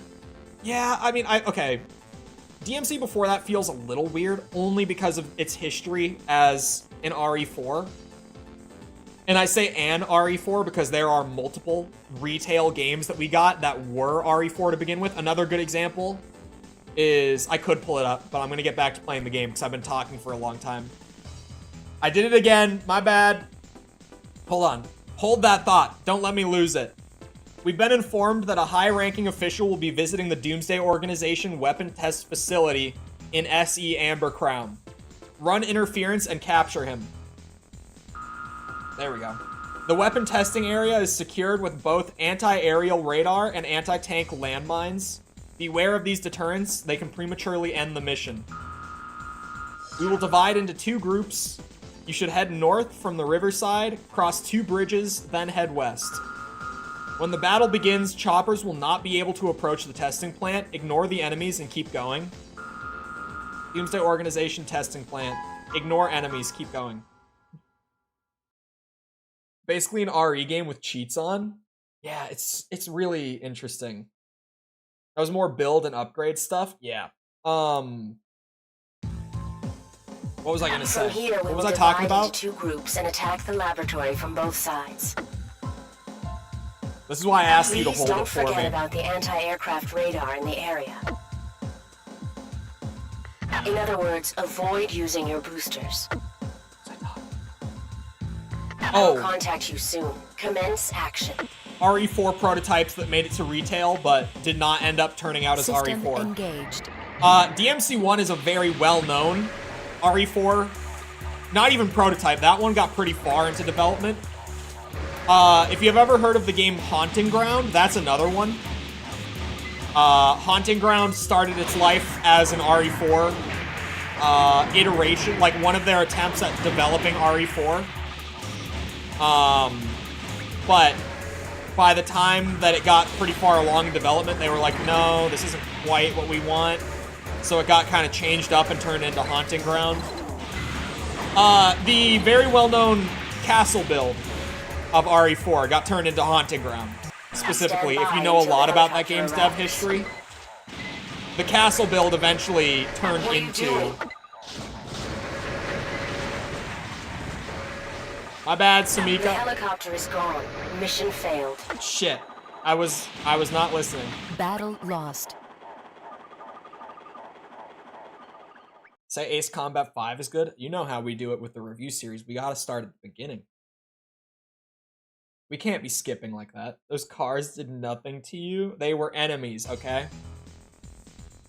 Remake 4 is a DMC game where the sword is just really small. Remake 4 is so fun. So fun. Wait, no, what? You see how I just gravitate to the arena even when I'm trying to, like, hold myself back and actually play the mission? I forgot that I wasn't supposed to, like, get all the way there. I was kind of on autopilot while I was talking about RE4. Failed this one a few times. I don't think I ever failed this one before. I think I was paying better attention.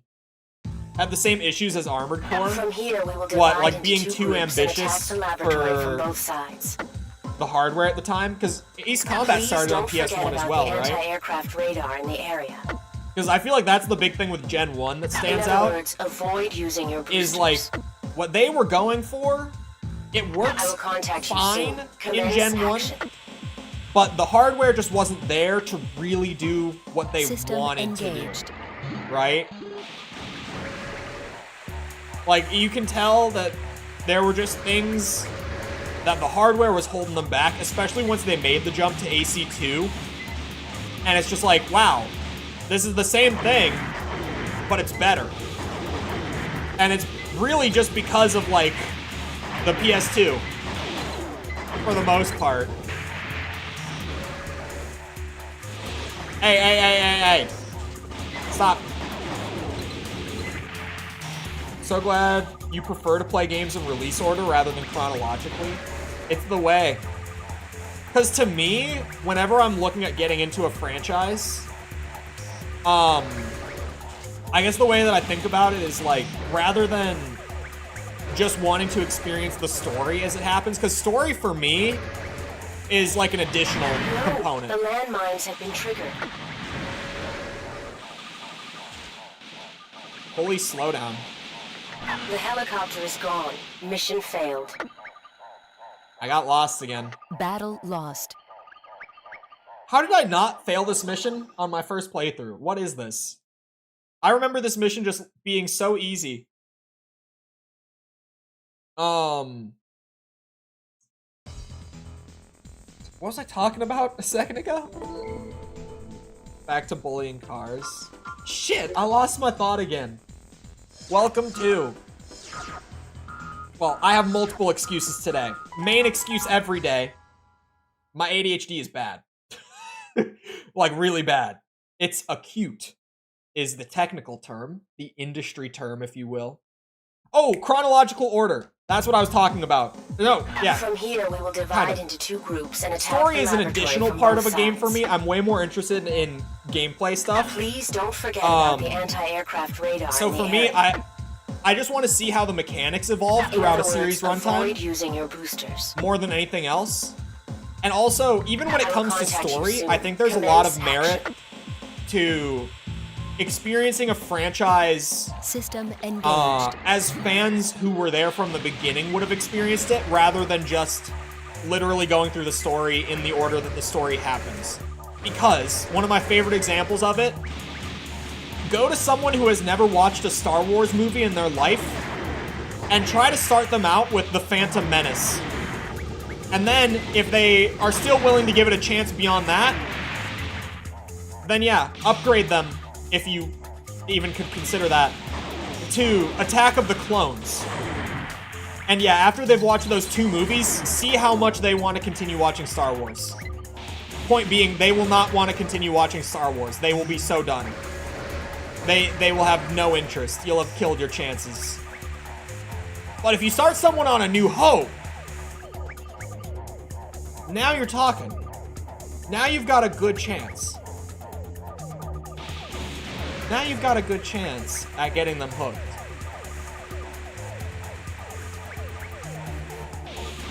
Was ironically and unironically great. I think episode 3 is great. I'm not a full-blown prequel hater, but I definitely think that Phantom Menace and Attack of the Clones are bad.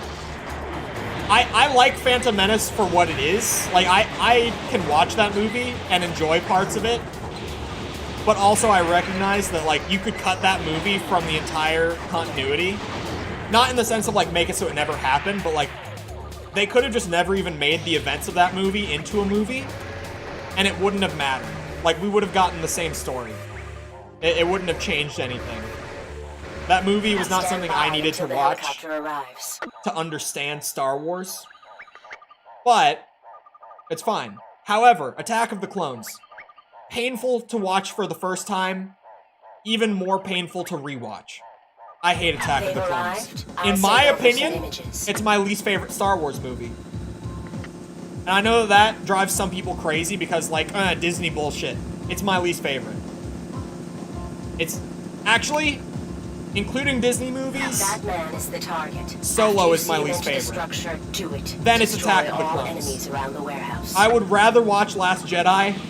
I would rather watch Rise of Skywalker, because at least those movies are, like, stupid. And I can laugh at them for being funny. Attack of the Clones is just painful to sit through.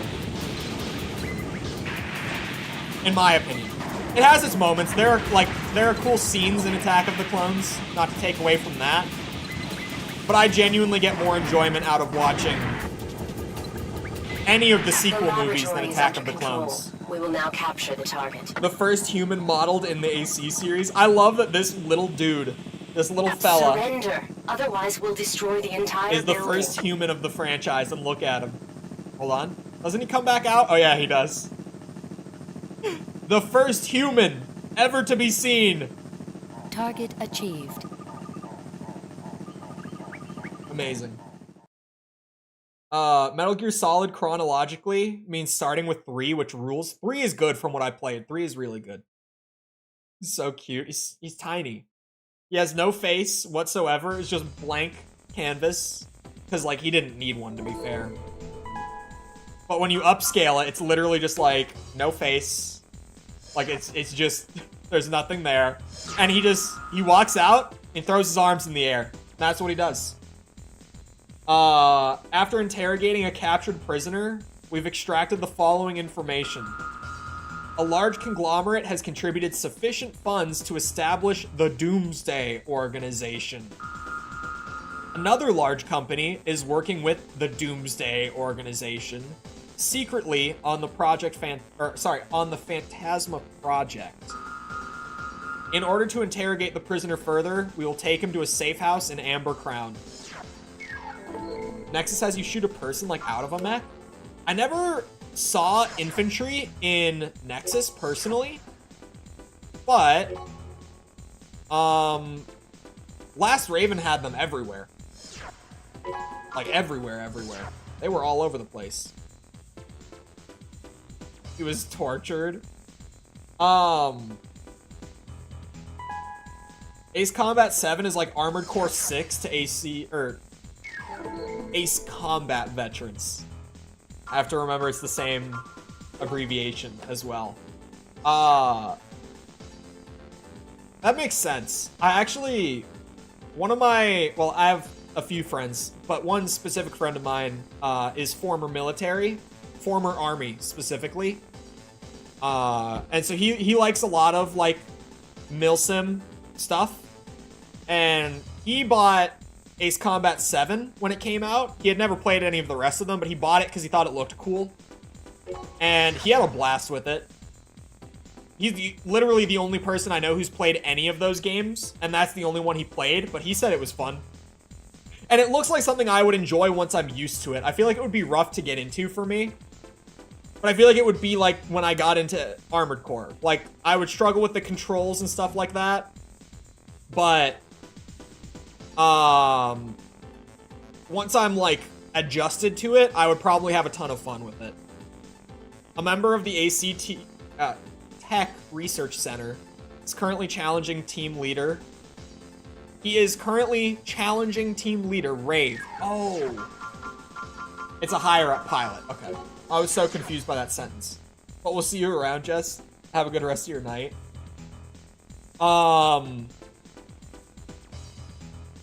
Yeah, I wish I could have an early night tonight. But my dumbass, even knowing that I had something scheduled where I would have to be up late tonight, I still, agreed to drive my buddy to the airport at 2 a.m. So I'm gonna need 2 of these today instead of 1. And one of them I'm gonna need later. Like, way later than I should consume caffeine. But it's fine. I actually... Hold on. The Ace Combat games on PSP are the only PSP games with functioning online modes anymore? The Taxi Man, he had a really early flight, and he could not find anyone who was willing to drive him. And I was like, I wake up at 4:30 on my normal days anyway. So, like, you know, getting up and leaving the house at 2:15 can't be that bad. For me, at least. Like, it's less painful for me than most people. Ow. Ah, what the hell? Bro, what missiles is he packing? Those hit me for like 1,500. Which, in terms of the whole series, not that bad. In terms of Gen 1, I have not seen missiles smack that hard those, they were splits, right? I was kind of distracted because I was on a tangent. Yeah, they are splits.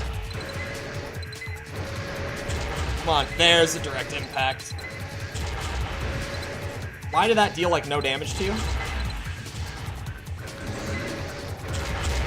Bro, how heavy is his defense that he's only taking, like, 800 from these cannons?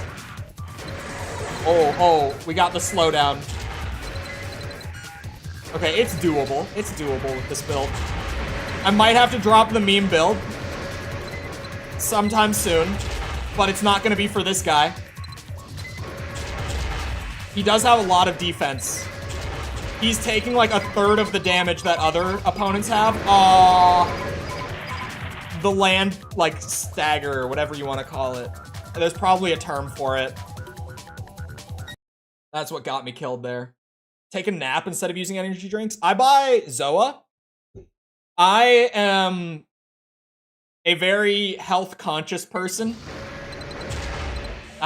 Because I have such a sedentary life. Like, I work at my desk all day, and I work 7 days a week. So I'm like, I need to be healthy, because if I'm not, I'm going to die at 50 years old. So I buy shit that is like, no sweeteners, no bullshit, just caffeine. It doesn't taste good, for the record. This isn't like a recommendation where I'm like, oh yeah, this is like the perfect energy drink for anyone. It tastes like shit. It's an acquired taste, but, you know, by the time you've been drinking it for a couple months, it honestly, it starts to taste good. It's like Stockholm Syndrome with an energy drink.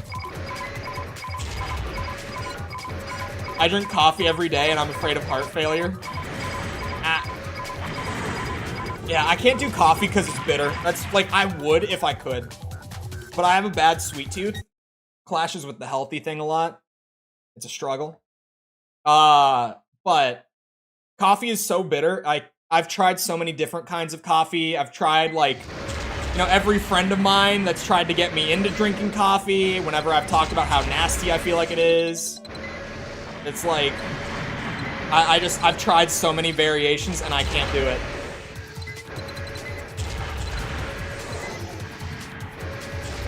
I might have to change the build for him. I feel like the Karasawa would smack him so hard compared to this.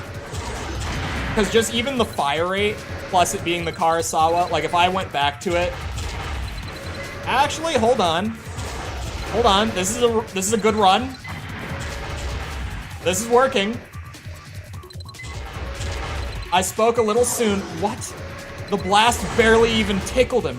Okay, it works. Hold on.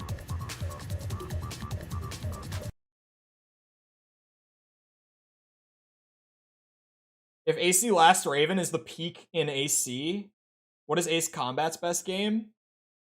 Zero. I have heard that Ace Combat Zero is pretty good. As someone who hasn't played it. American coffee's insanely bitter. I don't get it. Is ours more bitter than, like, other places?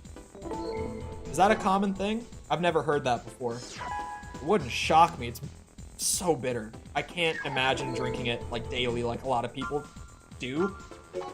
Because I can't even, like, down a cup of it as hard as I try. I have to give it to someone. I have forgotten to go and collect parts. What was I talking about before that? Oh, yeah, I can't nap. That's another thing with me. I think it's a weird, what's it? I think it might be the combination of the ADHD and I'm a bad insomniac too. I think it's just the combination of the two. I can't nap, and if I do nap, I can only get like 30 minutes in before I wake back up. And then I just feel like shit after sleeping for 30 minutes and waking up. I wake up feeling way worse than I did before I went to sleep, so I've just kind of like stopped napping entirely. I don't. I'm getting really high on the arena ladder. Maybe I should space it more. See, I say that, but I also kind of just want to keep going. One more. Oh my god. Red Dragon. It looks sweet. I can't lie. I'm digging the colors a lot. Another of Necron's kin? He's always in direct competition with his sworn enemy, Tiamat, who is in 4th place. I drink all sorts of coffee. So our coffee is shit. Like our chocolate. Okay, pause, rewind. Like our milk chocolate. Terrible. Dark chocolate's fine here, for the most part, unless it's Hershey's. Hershey's is just shit in general, but... yeah, our chocolate here is so bad. I don't know why. You would think that we would have amazing chocolate, right? We're so gluttonous. Why do we have terrible chocolate? Oh, come on. Woo. Okay, he's kind of scary. He might be a little too quick. I'll see. I might be able to do this. He doesn't have any weapons that are beating my ass. Where did he go? Ah, shit! I thought he would be on my right. I was about to turn to my right as he shot me. Wait, he's up? He's above me? Yeah, this dude's all over the place. Sit right there. Woo, woo. I could recover this. It's possible. Oh yeah. That was a big one. Oh, come on. He's stuck in there. When they get stuck on the buildings, it's my time to shine. Oh, that's the direct I needed. Shit. Stop shooting. Oh, that hurt. That has to be Moonlight. It has to be. Shit. Okay, I can kill him with the arm cannons. It's just, it would be a lot easier with Karasawa, to be fair. Saying Galaga's name. Oh, Galaga. Galaga is the best arcade game ever. For me.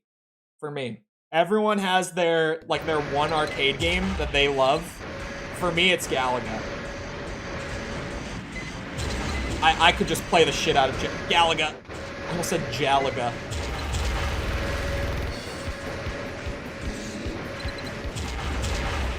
Shit. I thought I had my lock on there.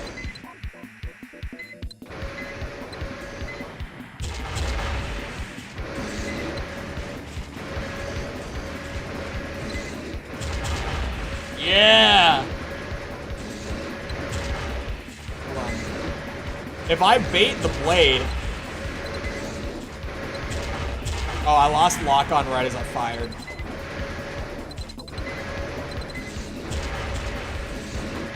Shit. I gotta figure... Do I just have to do it, like, as he's swinging? He does recover really fast.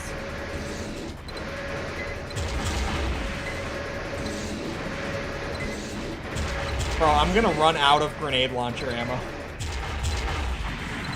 Oh my god. I've only hit, like, one of these shots.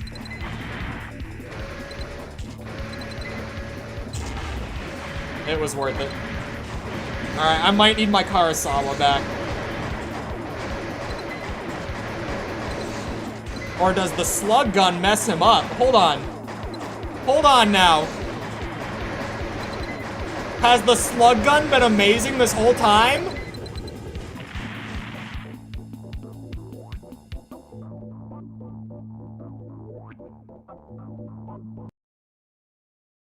Huh?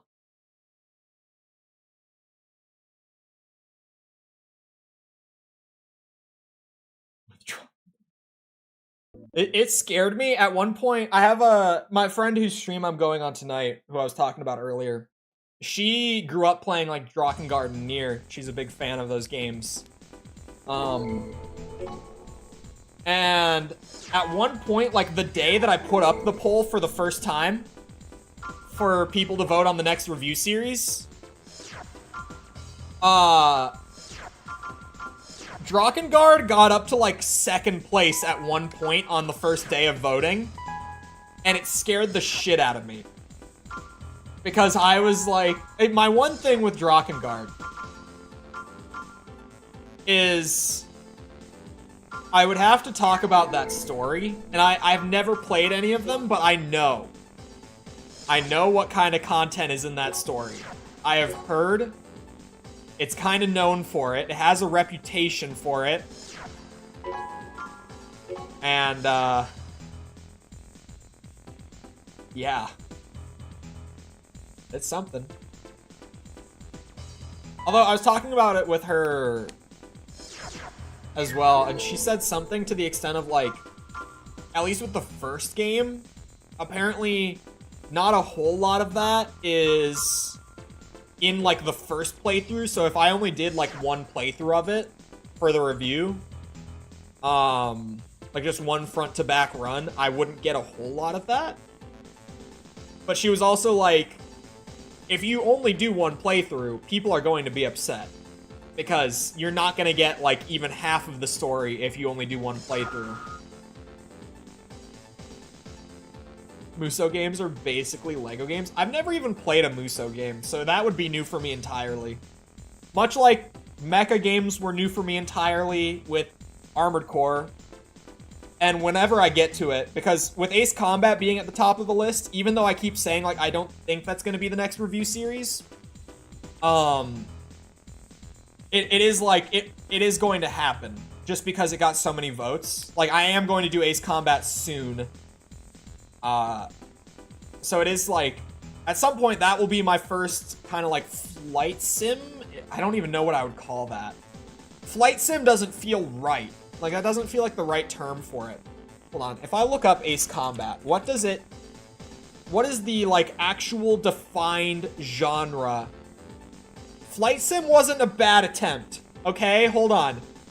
It's an arcade-style combat flight simulation game. That's the official genre designation of Ace Combat. Arcade-style combat flight simulation. Good to know. The split story was a result of budget constraints. It originally was not going to get a story. Oh. Okay. From what I do understand of how Drakengard does, like, the New Game Plus stuff, like, with the different endings, it actually seems very similar to how, like, 4Answer and AC6 do it. Would that be accurate? I don't think you get to, like, optionally go down the path, but it is the same, like, you just play the game again in, like, a New Game Plus setting, but this time around, there's new story stuff. Like, it actually does seem a lot more like that. Although, I guess, like, AC6, to be fair, the first two endings are open on New Game, and then it's just once you've done both of them, then on the third playthrough you can do the last one, but, like, generally same idea is just all I'm getting at. Anyway. We've decided to transfer our prisoner to an abandoned factory located in the slums of Amber Crown. The Doomsday Organization is also seriously investigating this matter, so we would like you to guard the prisoner on the way to the factory. That's it. That's the briefing. The text feels so much more brief. Not brief. Yeah, I'll go with brief. In Project Phantasma, and I don't remember it being like this, but it's probably because I didn't literally play them, like, right back to back when I did the review series. Different outcomes that didn't happen because factors of those endings didn't happen.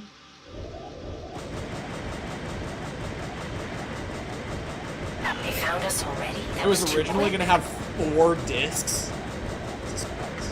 System engaged. It's interesting that that, like, format came from...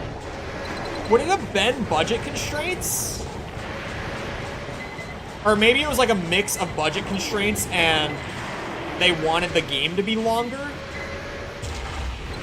Because in my mind, more specifically, I saw how the original Nier did it more than any of the rest of the games. And the original Nier, legitimately, on like New Game Plus, has walls of text describing scenes that are supposed to be like additional story, but for some reason, instead of like rendering them in cutscenes, it was just walls of text. Does Drakengard do that too? Is that a thing that a lot of them did? Because I know at the very least Nier 1, the first Nier game, did it.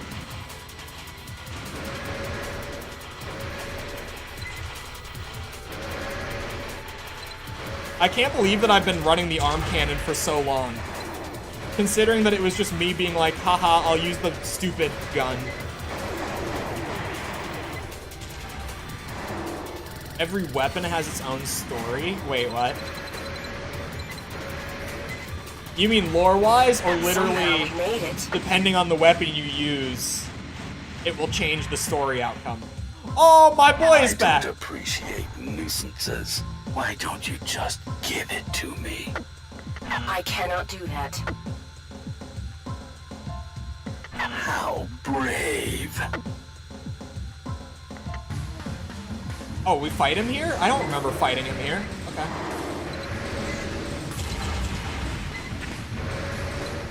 How you like that, Stinger? Does that hurt? Hello? Whoa, whoa, whoa, whoa, whoa. I see I wasn't careful enough. Oh well, I'll hunt you down for fun later. His boosters are still permanently on. Why is that a thing when they animate Target achieved. him boosting around? There must have been some technical reason that they couldn't animate the boosters properly when doing those IGCs. I spent 36,000 on ammo. Cosplaying Stinger? Yeah, I saw that his parts were in there. Nexus is going to be one of the good ones to return to, just for Disc 2. I stand by Nexus having good base gameplay, but kind of doing everything else horribly wrong. Hold on. Good job. After obtaining more detailed information from our prisoner, we've decided that an attack on the Doomsday Organization's main headquarters is necessary. I believe that Stinger will make a move sometime in the near future. When it happens, be ready. Alright. I'm ready.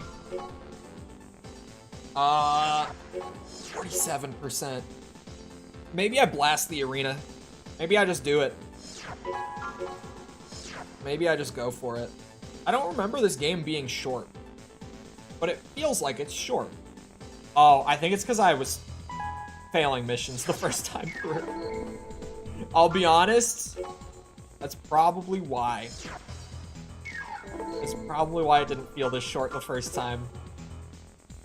I likely did get a good amount of playtime out of it because of like failing stuff and getting stuck in the arena for so long before I finally gave up and all that.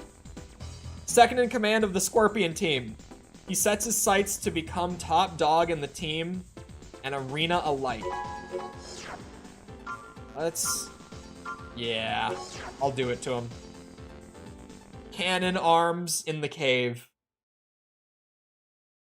Project 6 is Armored Core Gen 4. Project Wingman. Wait. Is there another, like, fan-made Ace Combat game similar to Project 6? Oh, was Project 6 called was it called Project 6 because everyone thought that there was, like, never gonna be an Armored Core 6? You think that's why it's called that? I feel like that's gotta be why, and it didn't click with me until... I just got nuked! What was that? Oh, it was the blade. Yeah, that never... I just connected those dots for the first time. God damn it. I'm way too far away. But I can't really get close safely. This dude's got some firepower on him.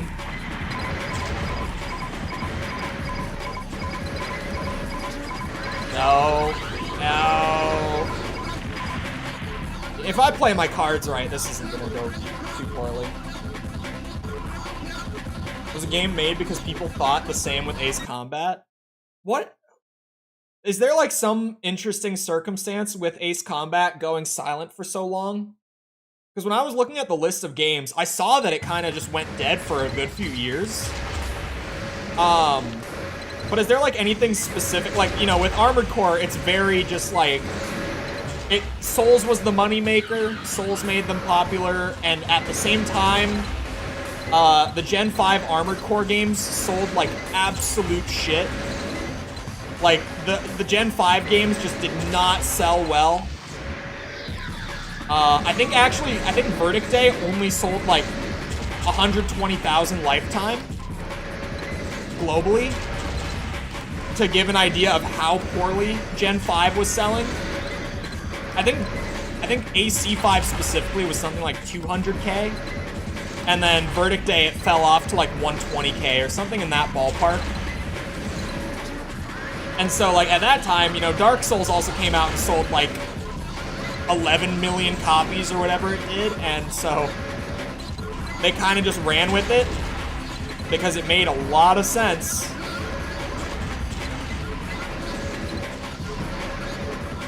I'm glad that, at least from initial sales data of Armored Core 6, it's nowhere near the success that, like, Elden Ring was. But, if you haven't seen the initial sales data of AC6, we know that it sold 1.2 million in its first week, which massively blows out any previous Armored Core game in terms of sales. I mean, as we all kind of knew that it did. It's still not going to be their big moneymaker, but it's enough that, like, they will probably have a team doing Armored Core games on the side. Which sounds like a bad way of putting it, but keep in mind that AC6 was made by a side team. The main FromSoftware dev team did not make Armored Core 6. They were working on Elden Ring and subsequently Elden Ring DLC while AC6 was in development. The main team is not currently working on Armored Core 6 even. And so, like, if we get that kind of game from the side team, and we just continue to let that side team work on those games, I'm perfectly happy with that. I see no problems there.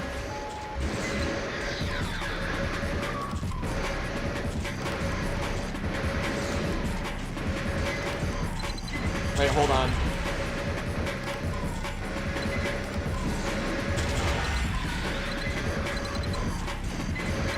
Reproduced by parts? Yeah, I know that a lot of the producers and like Miyazaki, like creative directors, stuff like that, did do a lot of the early development for AC6, but then it got handed off so that they could like go back to prioritize.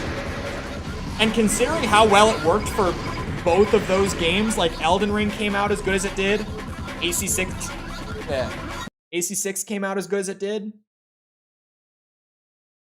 I feel like it's good. I feel like we could do that. The Sekiro team took over? Yeah, Sekiro was the side team as well. I say side team. FromSoft has like the main team, like the Elden Ring team. Currently is just what we would call them, is the best way to put it. But then they also have like 3 side teams that are working on various things. Or sorry, as of right now, we know of 2 side teams. For, like, absolutely, they are confirmed to exist, we know of 2 side teams. I'm sure internally they probably have some designation that isn't just Elden Ring team, Armored Core 6 team, you know, stuff like that. We know that the main dev team was doing Elden Ring DLC early on, but now they've moved on to a full new, like, premium title that they are working on that is currently titled, or sorry, codenamed Spellbound. And that's about all we know about it so far. We know that it's a Souls game. We know that much.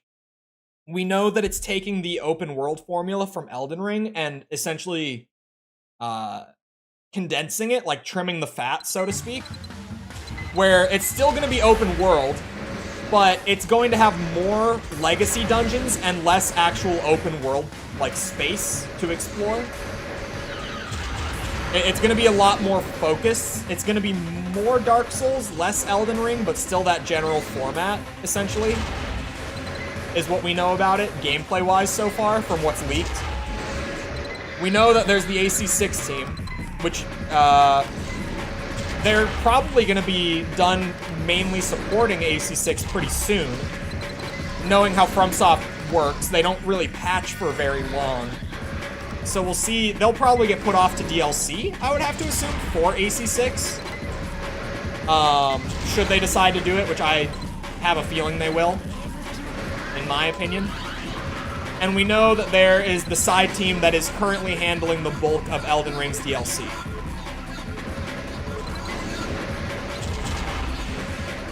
So right now we know for sure of 3 teams at FromSoft, 2 that exist outside of, like, the main team. And we know what they're working on, which is how we can actually confirm them. We can only really confirm the existence of teams that are actively working on stuff. We've not gotten the finger yet. Not yet. Ooh. Has been part of AC old gens? Just Silent Line, right? AC5 and Dark Souls 2 have different directors? Wait. Is there a link between AC5 and Dark Souls 2? Because that would be the funniest shit for me to know going into the video. Is there a link between these games? Why is the director... Oh, wait. We don't know the director of Dark Souls 2, do we? Oh, never mind. I'm thinking of a different game. I think we do know the director of Dark Souls 2. Hold on. Wait. No. Okay, it is a different director. This man, whose name I am not going to get right, pronunciation-wise, I mean. Naoyuki Takahashi, I believe. I don't know how to pronounce Naoyuki, but Takahashi, I've seen that name a lot. Has directed AC5, Verdict Day, and AC6. Oh, wait, initial director. Wait, what the hell? How many directors did AC6 have? I'll come back to that. Has also worked as a gameplay designer for Sekiro, a game designer on Bloodborne. Okay. And as planning staff on Ninebreaker. Wait, that's odd. What? Are they just not credited properly? Hold on. Those are all the games on Naoyuki's IMDb, which IMDb is a good source for game developers, actually. In case you didn't know. It's become a good source in recent years. For a long time, it was a shitty-ass source, but nowadays, it's a pretty good source for looking into game devs, especially directors. They normally have very accurate IMDbs nowadays. But what's weird here is that there seems to be a very long gap where, like, what were they... They must just not be credited properly, because clearly they've been around at FromSoft since Ninebreaker and are still around as of Armored Core 6. But there's like a huge gap on IMDb between Ninebreaker and Armored Core 5 where they didn't work on anything. Allegedly. Maybe they left, but they don't have any games credited outside of FromSoftware either. So it seems like there's just a gap in their IMDb, probably.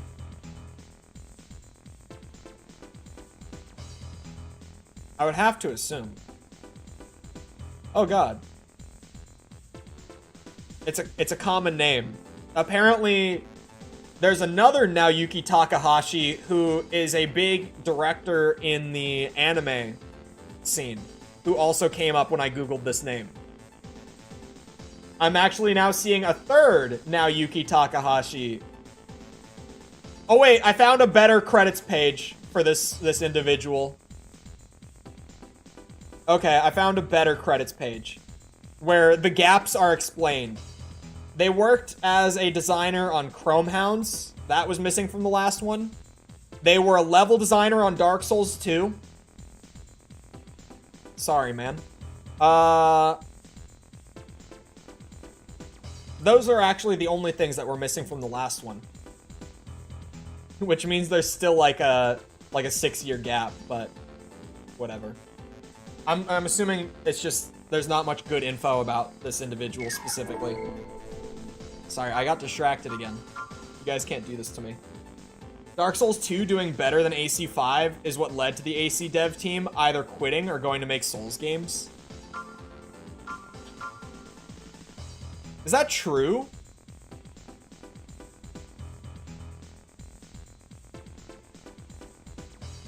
Because that guy specifically that I was just looking at directed AC5, but then, oh, like subsequently, wait, no, because he went from Verdict Day, he was a director for Verdict Day, but also part of the Dark Souls 2 and Bloodborne staff.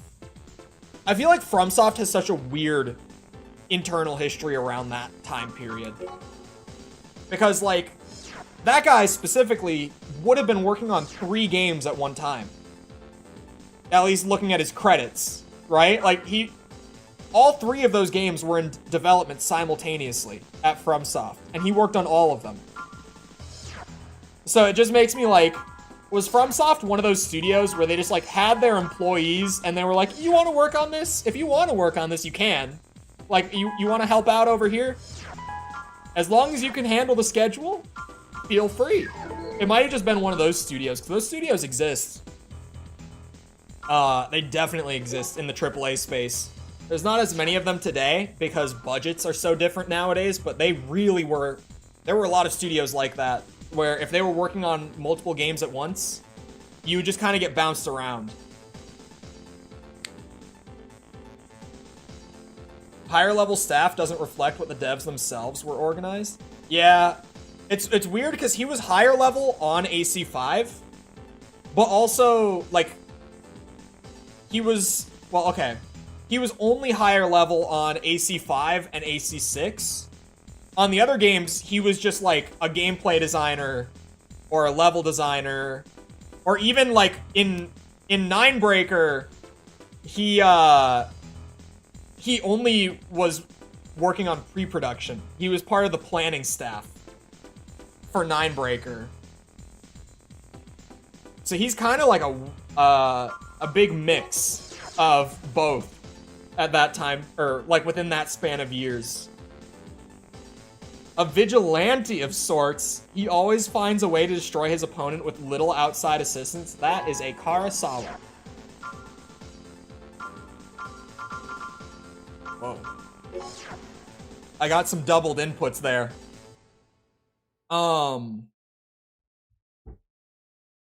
Yeah, it's interesting. I can't wait for you to experience Nexus's extra missions. I'm actually, like, that's one of the things that I'm weirdly looking forward to. Because for me, Nexus's one redeeming quality is just that, like, wow, you're fast. The base gameplay of 3.5 that they established with Nexus is so strong. Outside of that, Nexus was a rough one for me. Bitch! Ah, shit, that was bad timing. These cannons are all about the timing. Keep spamming that blade. Keep spamming it. Keep spamming it. Keep it up. Come on. Yeah! Easy clap. First try. I'll take it, because when he took off at the beginning and started zooming around, he scared the shit out of me. I thought it was over. I was like, yep, this is the guy that's gonna make me swap back to the normal weapons instead of the arm cannons. So yeah, this dude can fly, and look at him spam that shit. The fact that he ran out of energy was the saving grace here and started spamming his sword. The AI behavior saved me. Missions can be played from both sides. Yeah, I got some comments that were essentially saying that the missions are like loose remakes where you play the other side of it, which seems interesting. In general, I got one comment where someone said, like, it seemed like they had a lot of ideas for Nexus that they wanted to do, but then they kind of, like, got up to the deadline and didn't have a whole lot to, like, connect all those different parts. So they kind of just had to, like, throw together what they had and send it out the door. And that makes a lot of sense with Nexus, weirdly. Because, like, you play through the campaign, and there's no, like, through line for the most part. It feels like there's just a bunch of missions that, like, the conflict almost exists to justify the missions, rather than the missions feeling like a natural part of the conflict that makes up the story. And then obviously, like, Disc 2, just having all these remade missions and being like a whole second game that isn't worked into the main story whatsoever is strange. And then, like, the arena is just incorporated in such a shitty way that it doesn't even feel like there's an arena in the game. It's such a strange Armored Core game. There were some dark days in there where it's like we put out Nexus and it seems to just be like a deadline thing more than anything else. And then right after that, we followed it up with Ninebreaker. And it's like, oh boy, that was a rough couple years for Armored Core, wasn't it? Or actually, they were the same year, weren't they? Were those the two games that came out the same year? No, sorry. I think it was Ninebreaker and Formula Front that came out the same year. Like, they only came out like a month apart. I think that's what I'm thinking of.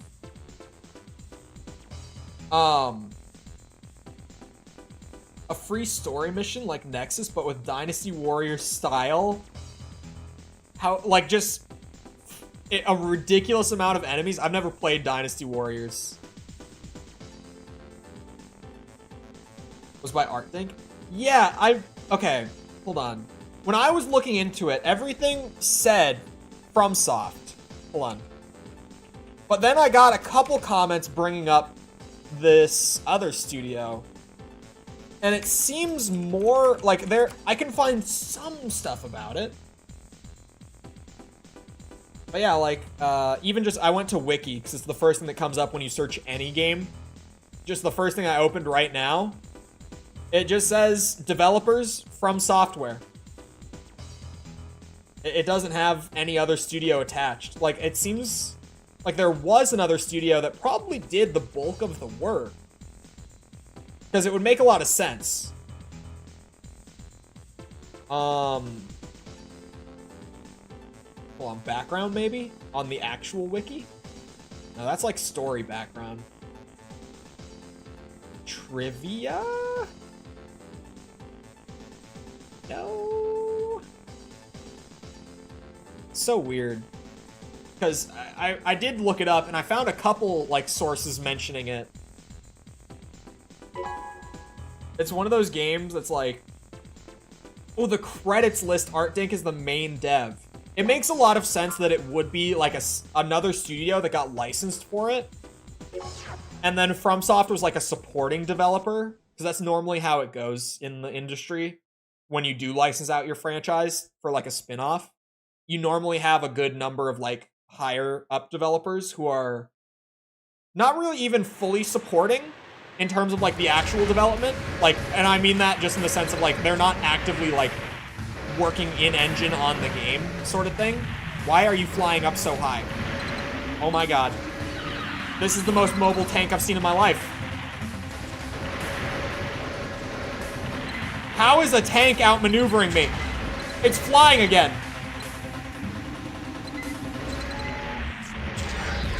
Oh, come on.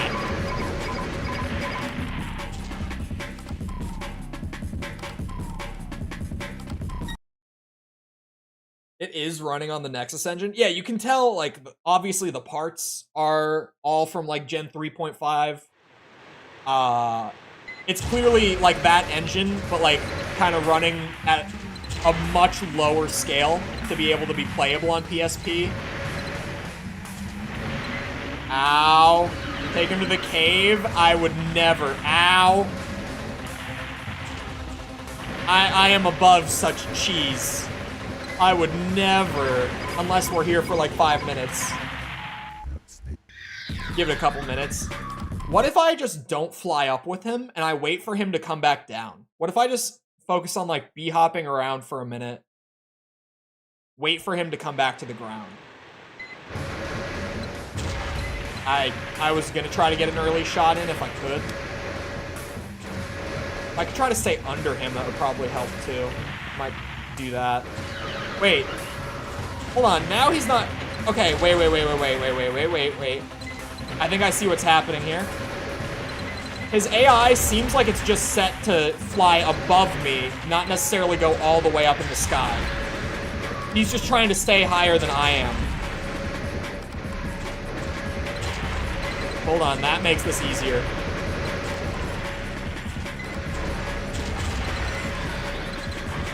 Oh, not the chain guns! I gotta stay grounded since he's like that. Oh, hold on. Oh, not the chain guns. Shit. If I had hit one more direct, I would have been fine.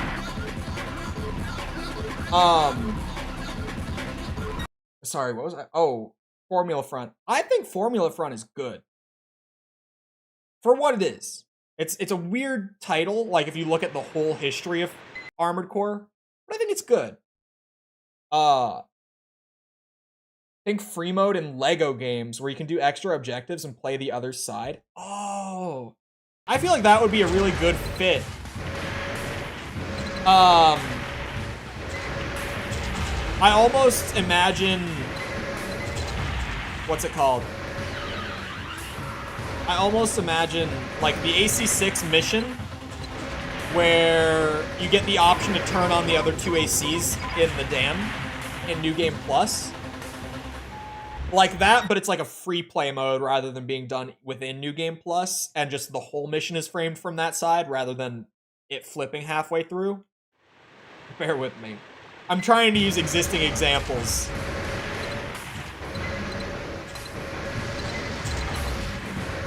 Okay, good start. Ow, not a great start. He hit me really hard. That direct impact will do it to him. The frame rate really is what makes Gen 1 so hard for me when the speed picks up. It's just that like my eyes struggle to even keep up with what's happening on screen. It's just so choppy, it becomes really difficult for me. If we were in Gen 2 or 3, I would be able to handle like that pace. It's just the refresh rate makes it really difficult to keep up with. Watching it, it's so funny, like watching footage after it's recorded of Gen 1, like when I was editing the early review series videos, it looks so much smoother to watch than it is to play. Like 24 FPS isn't even that bad to watch, like passively, but when you're actively trying to like focus in on stuff and like play it, it is noticeably really, really choppy. Kind of doing the free mode. That's true. I just didn't play it. Hard mode is the New Game Plus. Yeah, I didn't get to check out hard mode, but I looked into what it was, and it seems really fun. If you were here on the last AC stream, it was the day before the AC4 video went public, and someone mentioned hard mode. Like, I think it was just someone asked, like, did you get the chance to check out hard mode at all for the video? And I just kind of gasped, and I was like, I forgot to even mention it in the video whatsoever. And it was such an unfortunate moment for me midstream. But as far as Gen 4 goes, that's what I'm looking forward to with replaying that for the 100% climb, journey, whatever you want to call it. Just because I really like that sort of like post-game. I'm getting really high up here without even needing to go back to the Karasawa. I really thought loading my AC1 save in that this was just gonna be like, use the Karasawa, blow through everything. But the arm cannons, while not as good, are working. Like, I'm up to the top 5 with the arm cannons still equipped. One of Necron's disciples, he finishes off opponents with his devastating firepower. How devastating? I see that he has a bazooka. Some devs dissing on Elden Ring HUD. Yeah, Elden Ring HUD was, it's funny, the Elden Ring, there were some devs shitting on Elden Ring, but it was a very small group. But if you were in the loop with, like, game dev Twitter this year, the big stink was Baldur's Gate 3. And it was a lot of devs from the same studios, but it was way more vocal this time than with the Elden Ring stuff last year. Ow, ow, ow, ow. It was actually also, there were some, and I don't want to like characterize indie devs as like a collective group, but I saw some indie devs even saying that they thought Baldur's Gate was going to like raise the standard to an unrealistic extent in terms of what gamers expect. I don't even know how that became a discussion. As someone with background in game dev, I do not understand how other AAA devs were like, this is bad for me that this game came out and is good. I feel like it's crazy.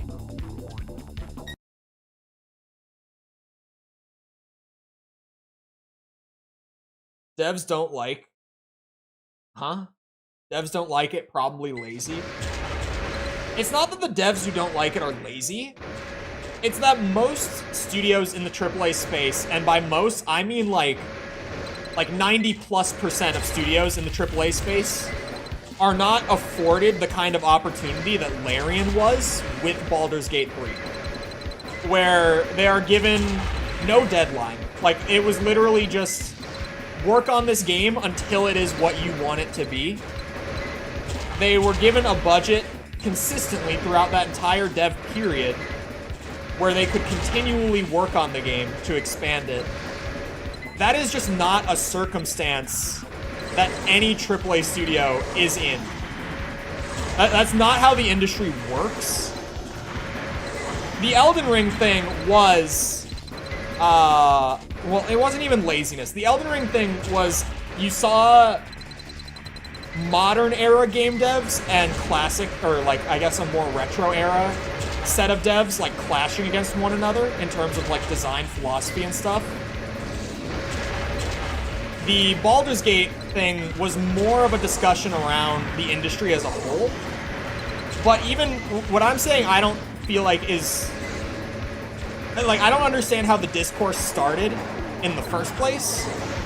Simply because I don't understand why devs would think that Baldur's Gate 3 being such a good game would hurt their games, like, down the line. Like, say you got someone who's working on, like, Assassin's Creed Mirage a few months back, right? Who's like, oh, Baldur's Gate 3 is going to kill my game's sales. Realistically, I read that and I'm like, how much crossover is there really between, like, tabletop RPG fans and Ubisoft open world game fans? Like, is that core audience really going to be affected for your game because this other game is so high quality? I played the shit out of Baldur's Gate 3, by the way. I loved Baldur's Gate 3. Just to throw it out there, I had such a good time playing Baldur's Gate 3 earlier this year.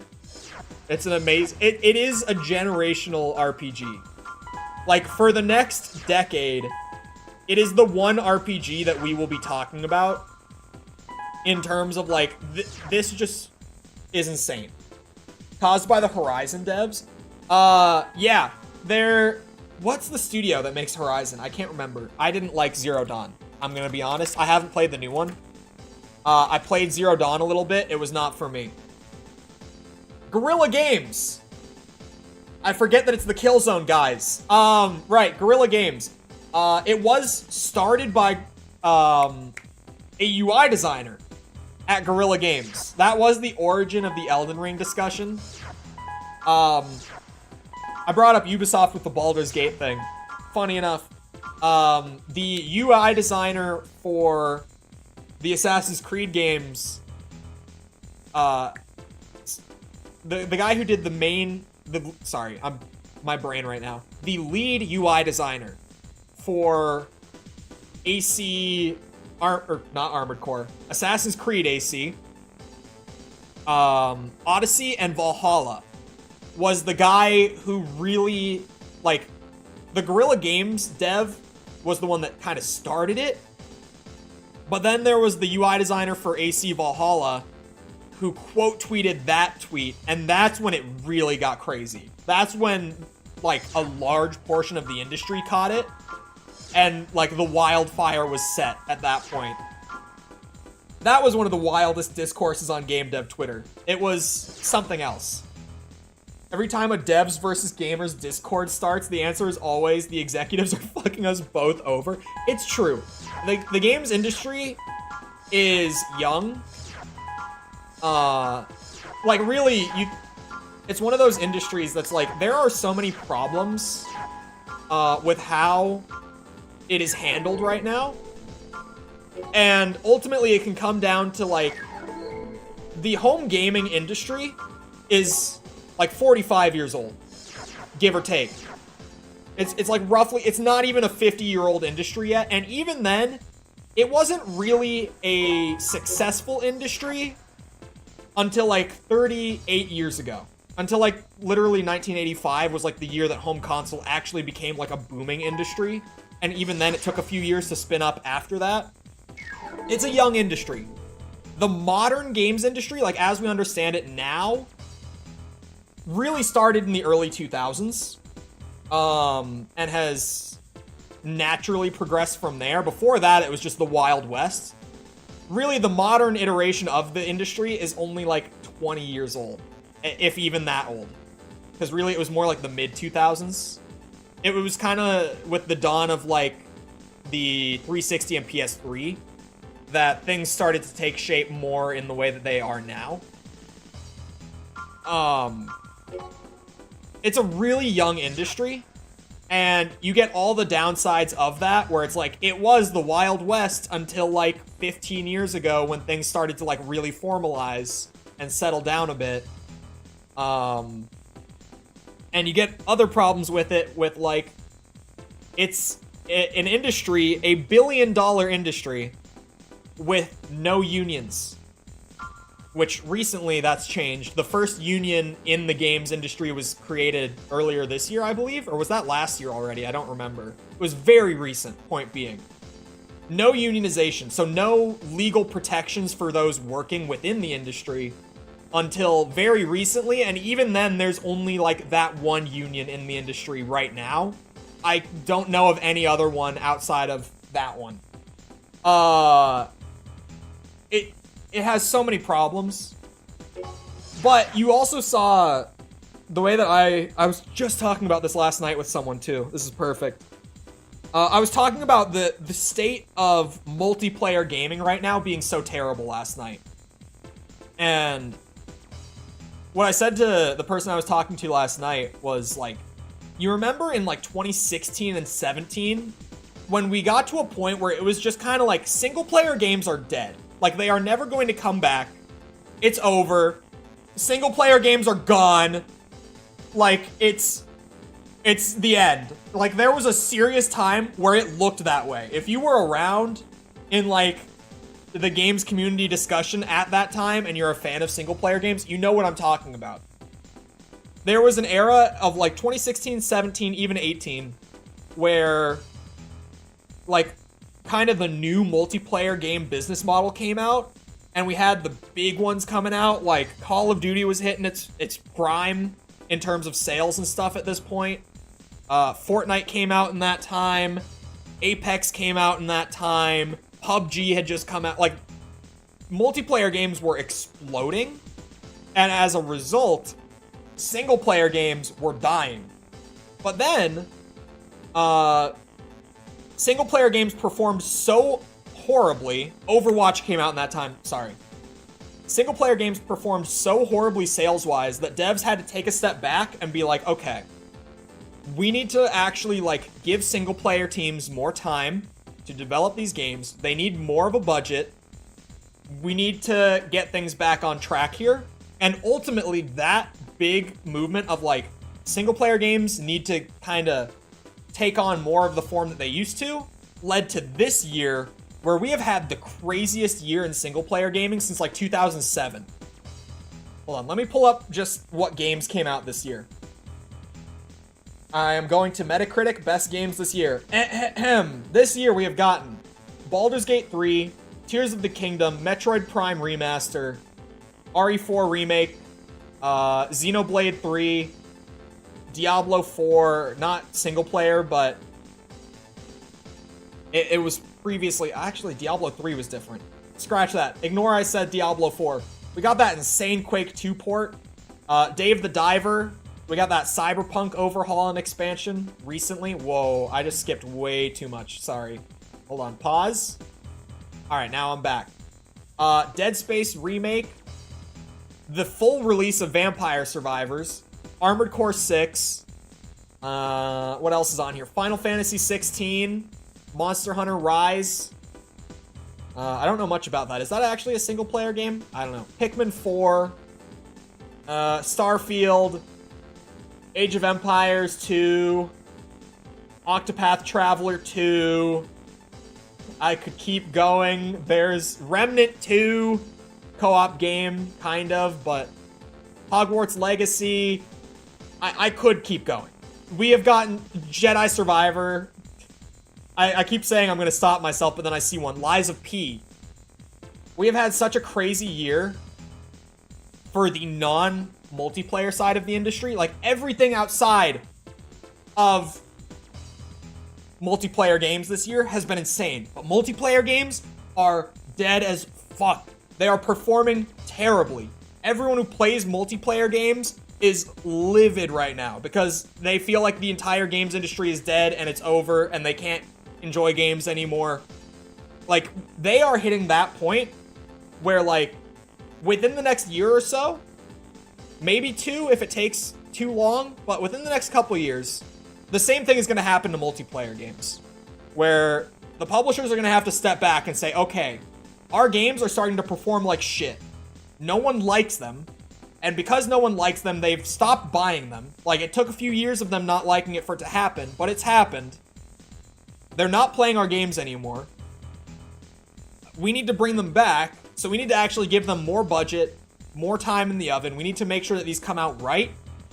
And I bet you, like, 4 or 5 years from now, multiplayer games are going to have this insane boom where, like, 1 year, you just get banger after banger after banger. Like, the same thing is going to happen, and it's probably going to cycle.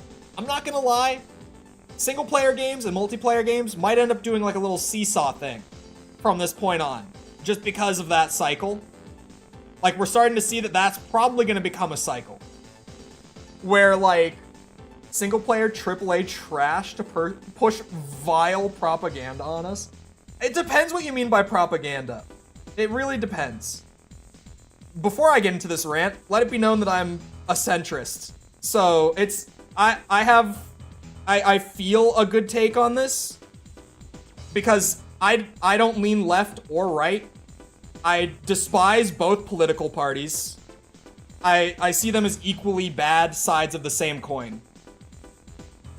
And it's like, as someone who has played all the big single-player releases this year, I don't feel like any of it has forced any, like, ideology into it that hasn't needed to be there. And I feel like all of the controversies around, like, the quote-unquote propaganda this year has been ridiculous. Because, like, the big three that I can think of is, like, Dead Space Bathroom, RE4 Upskirt, and then Baldur's Gate, Everyone is Gay. Like, those are the big three, like, quote-unquote propaganda issues of this year. And all three of them are ridiculous. Because it's like, Baldur's Gate, it's to give you freedom to do what you want in a role-playing game. Dead Space, how did you even see, like a, what's it called? Universal bathroom, and think, wait a minute, that shouldn't be in my video game. And RE4 is just... Enough said. Oh, and sorry, no, I missed one. Starfield pronouns. That might actually be the most ridiculous. No, Dead Space Bathroom is the most ridiculous of them all. But Starfield pronoun is insane to me as someone who played Starfield. Because it is 3 seconds of like a 200-hour game. Never again does it come up. All it's asking is like, what do you want to be referred to as in dialogue? Like when someone is talking about you in the same room, they, like that option, all it does is tell them if they say he or she. That's all that option does. Literally. And it became such a big deal on Twitter. It's crazy. For me, I feel like the biggest thing with that is it is literally 3 seconds of a game that you will play for hundreds of hours. If it bothers you that deeply, I can't imagine it. Refund the game, don't play it, I don't care. The game sold plenty well, despite how overblown it became. It's not going to change anything. You can enjoy the game, or you can decide not to, and that's completely up to you. Like, I'm not going to tell you whether or not you should play the game. I'm not going to tell you to, like, put aside something that you believe and play the game regardless. But, like, whether you play the game or not, nothing's going to change. It's the beginning of the game. It's an hour into the game. Actually, sorry, it's like 40 minutes in. In my playthrough, at least. You can't fault people for putting on the brakes. I can't fault them for putting on the brakes, but even for me, it's like, and I know that this is something that I can avoid modern nonsense. It's a future game. Like, we use pronouns now. It's a new thing. It's a recent thing. If we're going into the future, it would make sense that there's still a thing. And even, like, I should also say, if the existence of preferred pronouns bothers you, that is a whole other can of worms to get into. That I'm not going to get into on stream. But as someone who's central, it's not something that belongs to one political party or the other. There's some drama on Final Fantasy 16 and Jedi Survivors. I didn't play Final Fantasy 16 because PS5. But also, Jedi Survivor, I never even heard that. What was the Jedi Survivor thing? If it bothers you enough to refund. I think the hang up on it was like, yeah, if you actually played the game, it was not a problem. Even if you're someone who is so against it, if you actually played the game, it was a complete non-issue. Even from the standpoint of that belief system, if you would refer to it as that. Is that it ran like shit? Oh, it ran like shit. I played that one, and oh my god. We're talking like 20 frames on day one. No optimization. Oh, Final Fantasy ran like shit? I didn't hear that, actually. We are still playing Armored Core. I get on a tangent, and I just talk and talk and talk.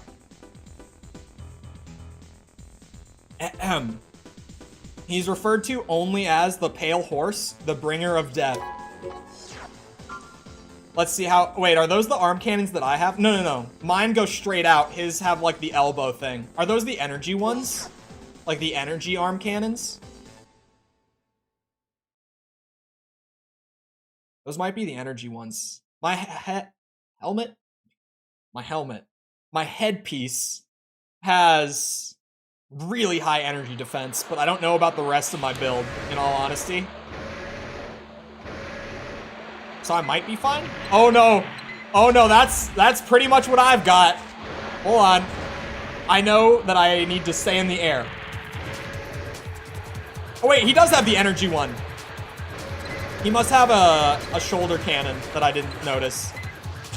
I still don't want to get hit by it.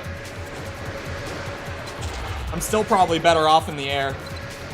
I actually never heard that Final Fantasy had a optimization problem. Oh god. Oh shit.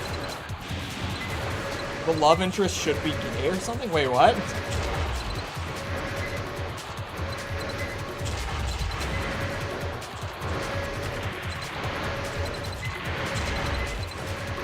What do you mean should be gay? What does that... Hold on, there has to be something that I'm missing here. There has to be... I'm gonna have to dig into whatever the Jedi Survivor love interest thing was.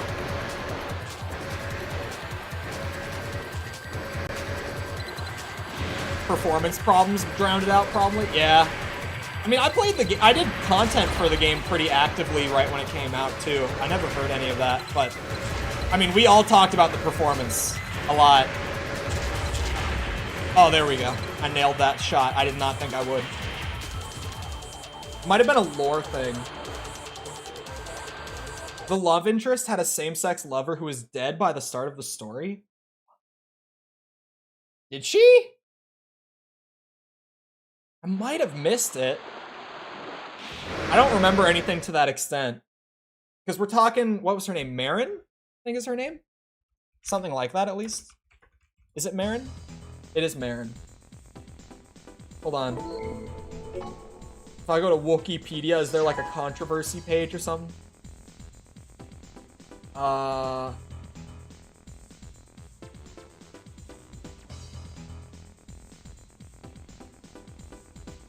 trying to see if there's anything.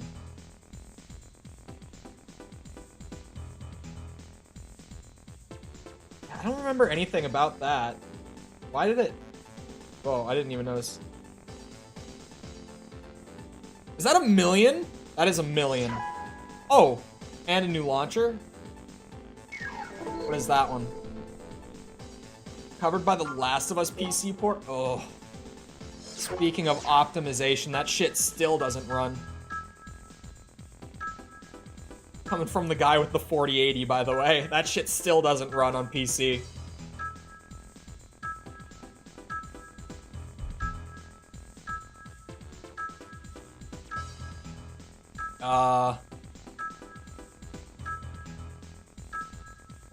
There it is. Large missile? Does that mean no lock-on? It says maximum lock 1. Is it a large missile with lock-on? I have to try it.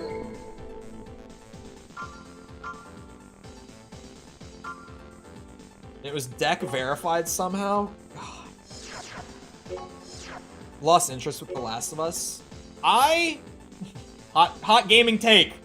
Coming in strong. I've never liked The Last of Us all that much. I think the story is good. I've never really liked the game itself, though. There's one of my hottest gaming takes of all time. You're welcome. The leader of the Quad AC team called Scorpion, he's attempting to overthrow the current leader.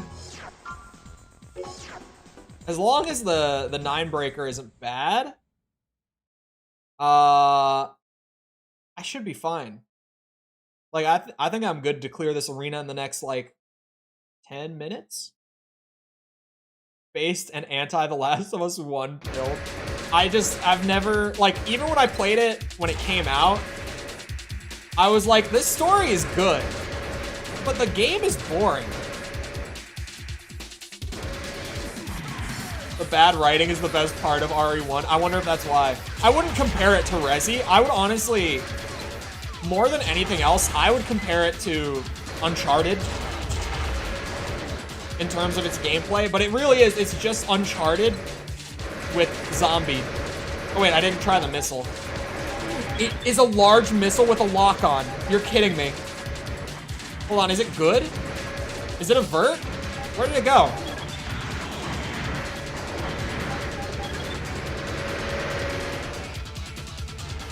What just happened? Was that the missile?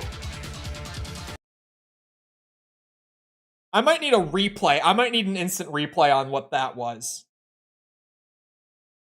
Super slow. Okay, I just didn't see the projectiles traveling at all. Hold on. Let me watch it like this and see if I catch it this time. That thing hit it for like 2200 AP as well.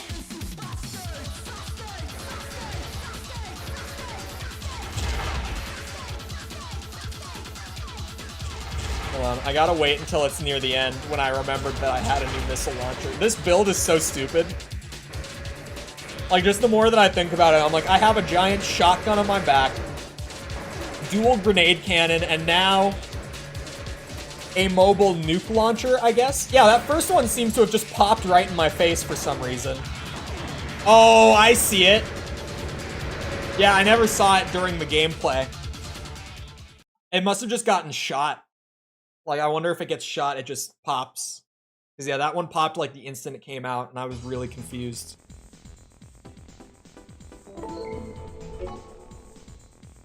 You know what? With missiles like that, I don't think the 9-breaker could possibly be that bad.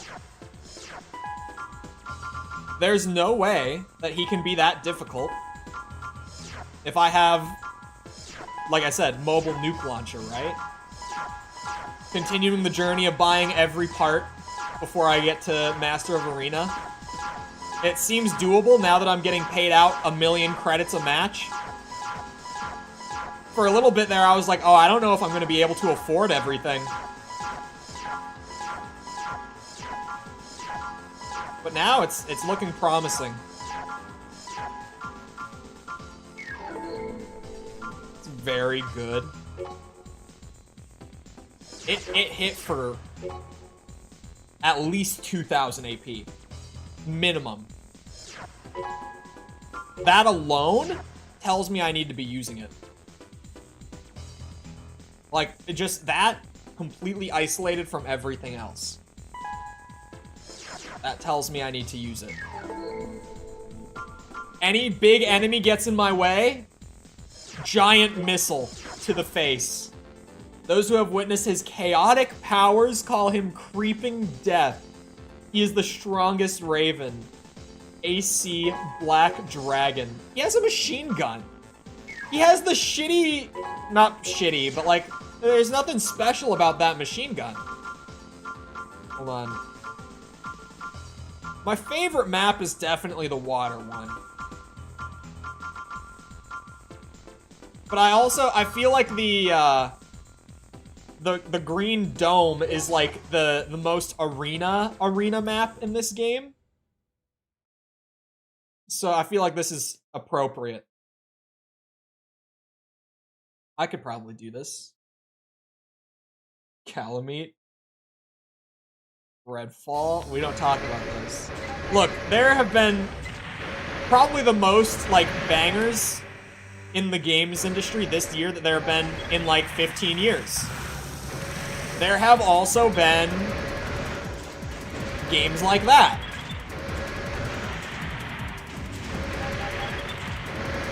Come on, man. One of these is gonna connect eventually.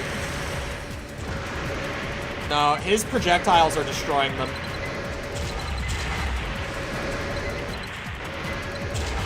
It's a fireball war. Okay. All right, give me the second run on the fireball war here. The missiles are not going to work unless I get right in his face, and then I'm just going to nuke myself. Avalon's Fall is that the one I'm thinking of? That the servers, like, already got shut down? averages like 4K.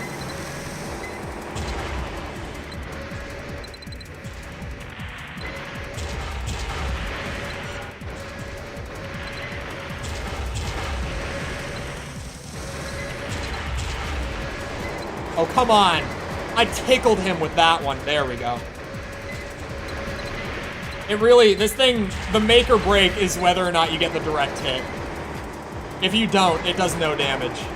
But if you do, it does like over 1,000 a shot.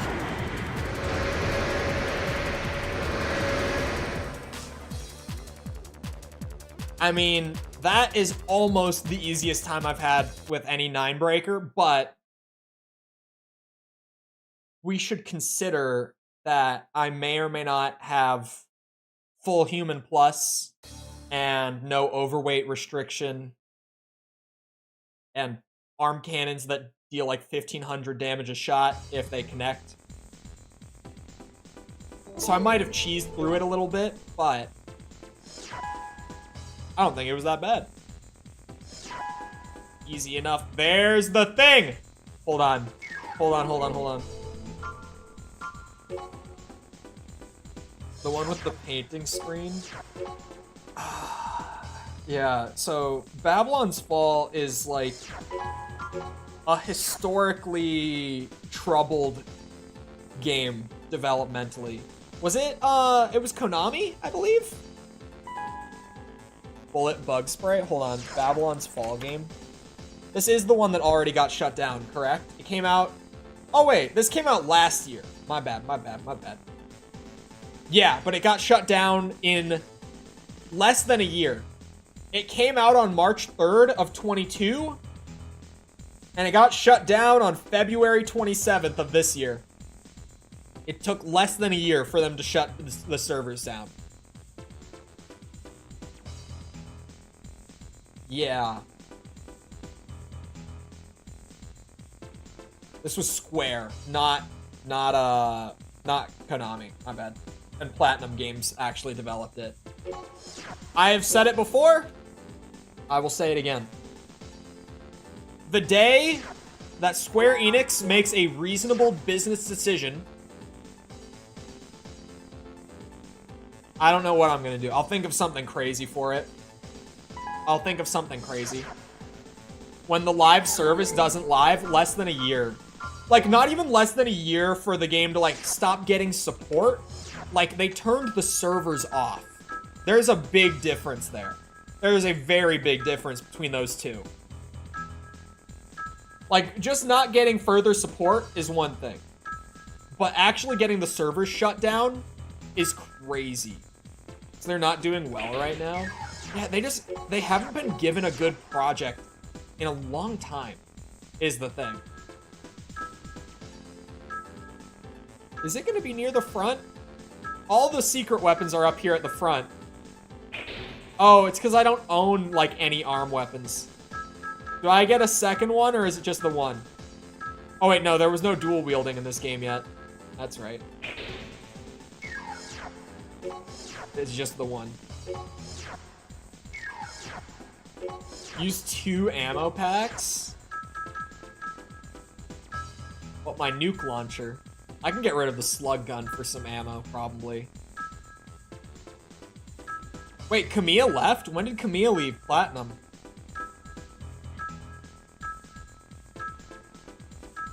Camilla, if you don't know the name, is a bit of a legend among game directors. Recently? I never heard about this. Hold on.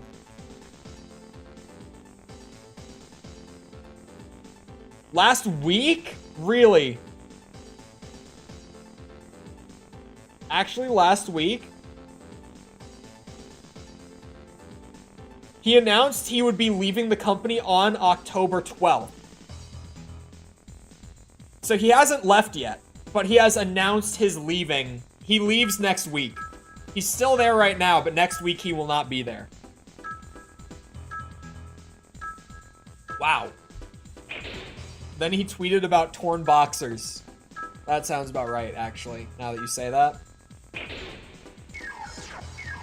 I'm gonna miss my nuke launcher, but if anything I've heard about the finger in Project Phantasma has been accurate, then this should be worth it. You know, ditching the nuke launcher for this thing. I have also heard that it got a massive nerf going into Master of Arena, so I can probably just use the nuke launcher there, and it will be fine. Mission time. In order to occupy the Amber Crown Rectenna facility, the Doomsday Organization has deployed a detachment. The purpose of this facility is to convert electric power to microwaves to be used by their satellite system. If they occupy this facility, we have a problem. Defeat all opposing forces. By the way, any underground condensers that are destroyed will be deducted from your pay. The microwaves can be strong in certain areas above the antenna, so be careful. Alright. I can do that. But yeah, Hideki Kamiya, if you don't know the name, just a couple big ones that he directed would be Resident Evil 2, the original, not the remake. Some of the Rectenna facilities underground. Please the check original Devil May everywhere, Cry. destroy all opposition. Bayonetta, the first Bayonetta he directed. System engaged. He's been all over the place, but he's got 6,000 ammo. 6,000. 1,000? Oh god. Oh, Okami! I haven't played Beautiful Joe. I'm not shocked that I forgot that one, but Okami. I forgot that he did that. Yeah, he's got a lot of games, like, in his portfolio. And they're so varied, too. Like, he's just a guy who's like, yeah, put him on a project and he'll make it work. He'll figure it out.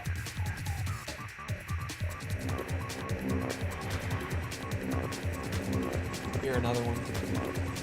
What happened to Bayonetta 3? No idea. I haven't played a Bayonetta since the first one.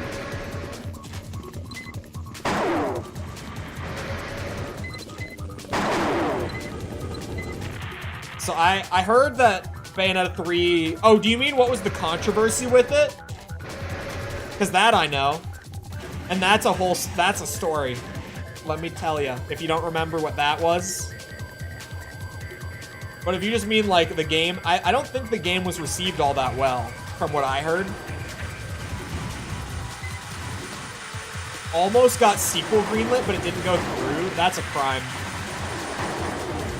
Okay, yeah, the controversy was that they dropped the old voice actress for Bayonetta.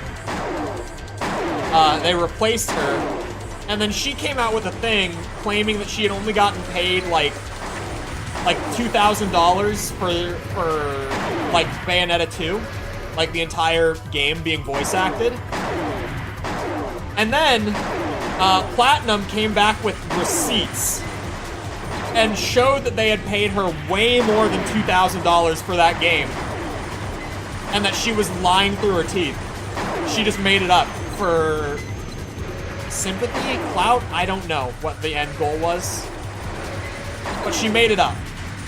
They had receipts of how much they had paid her, and they outed her for making it all up. And you saw, like, when she first came out with it, the entire, like, games industry was on her side, because it was like, you voiced one of the most iconic characters in fiction, and you only got paid $2,000 for the entire project. That's insane. And everyone was on her side. They came out with receipts. Everyone turned against her. Like, it just, like, snap of the fingers, it was over. Because it's like, you genuinely just made that up to, like, try to get people. She actually, not only that, the worst part was that at the end of her video that she first made, like, bringing this to light, so to speak, in quotes, because it was bullshit, the original video of her bringing this to Twitter and, like, trying to out Platinum for something that was just blatantly untrue, she actually called for us to boycott the game. She actively called for the gaming community to not buy the game. That, I forgot that part. That was the end goal. She was pissed that she didn't get brought back for another game, and she wanted us to boycott it because of it. And for some reason, she felt that she needed to make up the fact that they, like, way underpaid her to get us to do that. She probably could have just said, hey, they didn't bring me back. They never even offered. So, you know, that's kind of a shitty move. And she probably would have gotten more support that way than by making it up and having Platinum just come out and be like, yeah, that was bullshit. Because now, like, no one in the industry wants to work with her. Shocker that no one wants to work with this woman anymore, right? Because why would you want to work with her now? Because, like, oh, if you work with her and then decide that there's a better option and you don't bring her back, she's gonna try to get your game, like, effectively just killed. Like, she's gonna try to butcher the sales of your game. No one in their right mind would hire this woman after that incident. It's crazy. That was probably one of my favorite, like, game dev dramas of the last couple years, because that one was insane. Anyway, the Doomsday Organization seems to be panicking. They've been seen trying to occupy a civilian facility. An assault operation on their main office will be conducted sometime in the near future.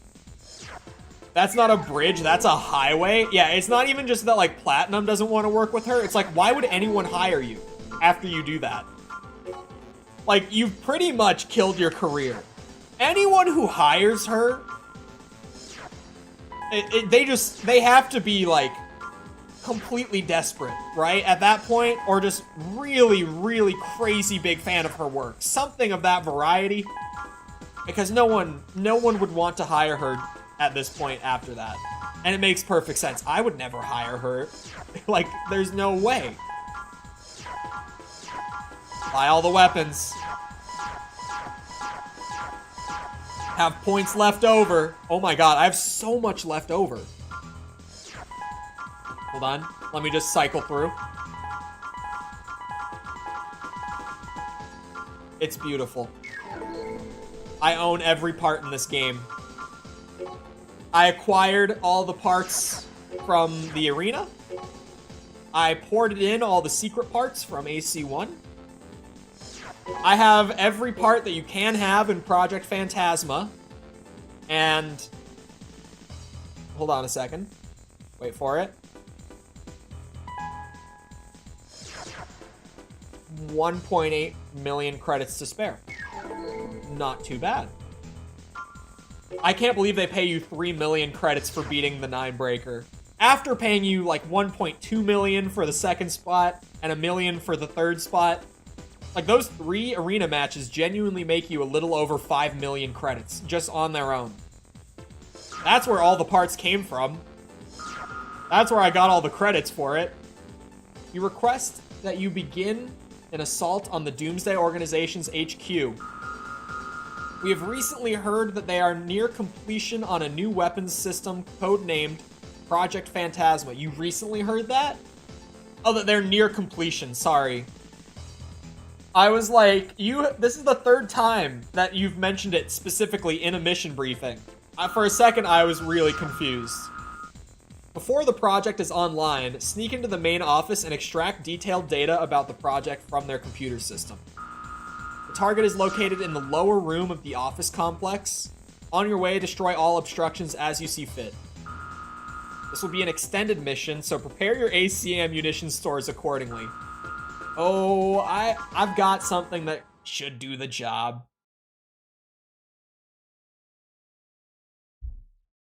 Don't worry. I've got the ammo. You know what's going to be really bad with slowdown if I continue to run this setup? Your goal is to infiltrate the computer final room boss. in the lower section. Destroy all obstacles in your because way. the amount of slowdown that I had when I played against that boss for the review series on its own was bad enough. But throwing the finger in as my weapon during the fight, we might just reach, like, we might hit less than a frame per second. It's possible.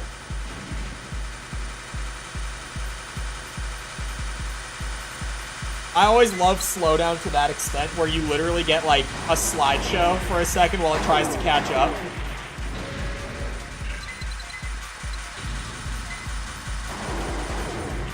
Apparently God of War Ragnarok's story is rushed? Really?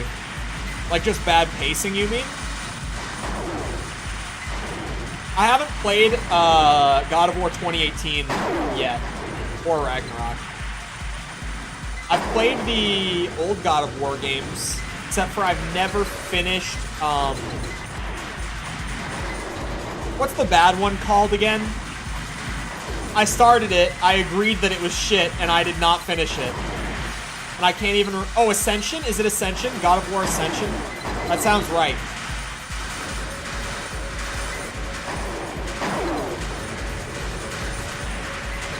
But I liked the older games when I was a kid. The new ones just don't seem like they're gonna scratch the same itch for me, though. And I could be wrong. I'm gonna play them eventually, of course. They're like on the list. Man, was God of War on the review series list? I don't think it was. Damn, I should have thought of God of War before. Hold on. It is definitely not on this list. I'm adding it. That's why I have this notepad. I've tried getting into the older games. Loved 4Answer, but the lack of joystick support is too clunky for me. It takes a lot of time to adjust for it. It took me, like, I was not even really adjusted to the control scheme until, like, I got to Armored Core 2.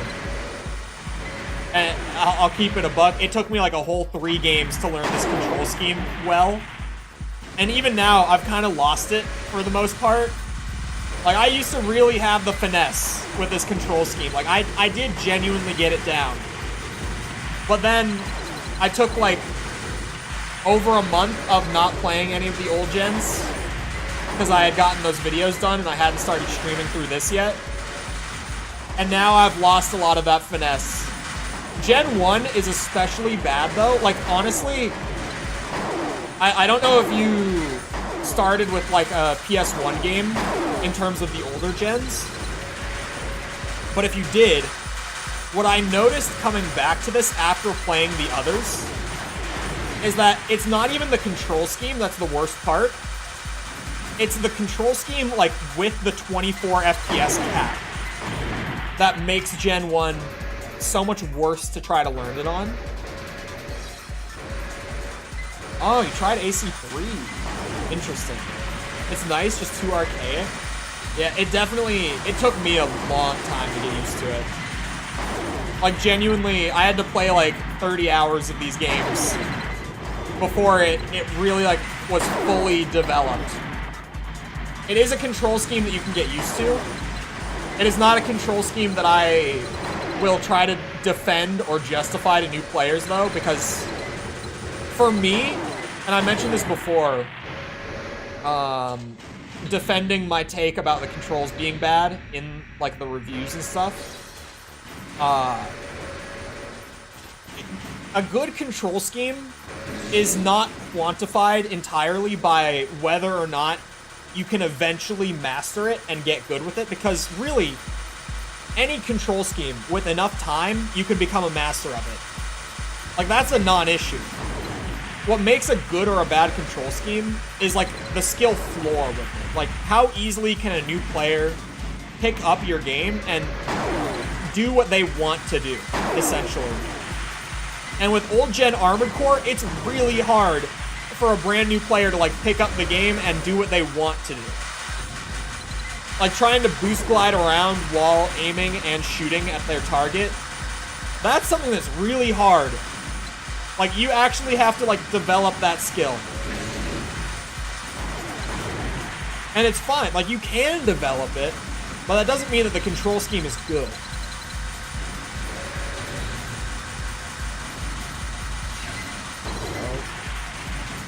Like, Armored Core 6 has really good controls.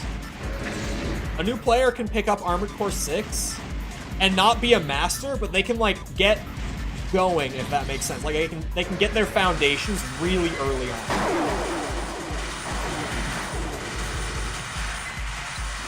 This weapon is insane. I have now seen the Project Phantasma finger with my own eyes. I don't even think I need the ammo packs. I'm gonna be real. Assuming that without them, I might have like 3,000. 3,000 would be plenty. I don't even think the ammo packs are funny to have 6,000, but I don't think they're necessary at all. I think I could get away with putting on some shoulder weapons easily.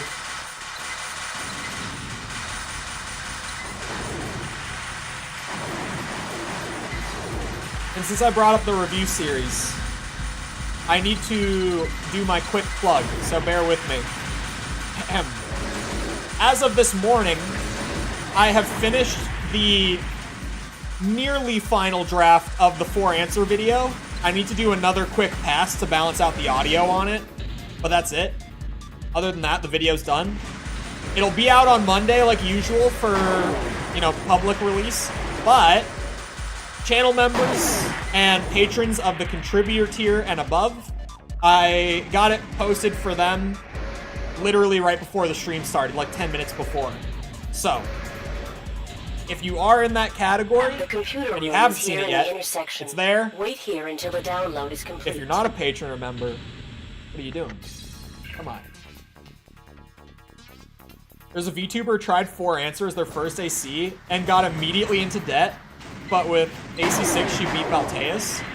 Yeah, and I'm sure that it wasn't like immediately beat Balteus either. Please wait. Right? It was probably still a lot of effort, but was able to beat Balteus. If there was like a Balteus level boss, actually there is. 9-ball. In AC1 specifically. AC1 9-ball. Please wait. Man, I got all the way to the end of that game, and 9-ball fucked my shit up for like over an hour. I could not do it. I gave up. You've done well. I now submitted. We can reveal their entire plan.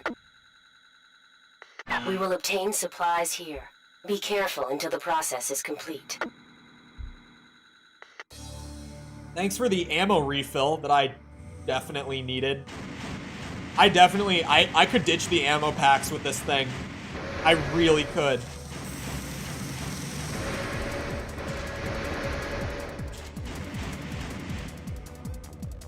Got Stockholm Syndrome with 9-ball? I did.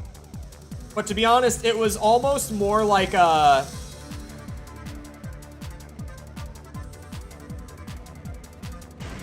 She said wait here, right?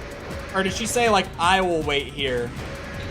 I think I might have talked over her and missed something. Yeah, they respawned enemies. I'm supposed to leave. The music was going, but nothing was happening, so I was just like, Anyway.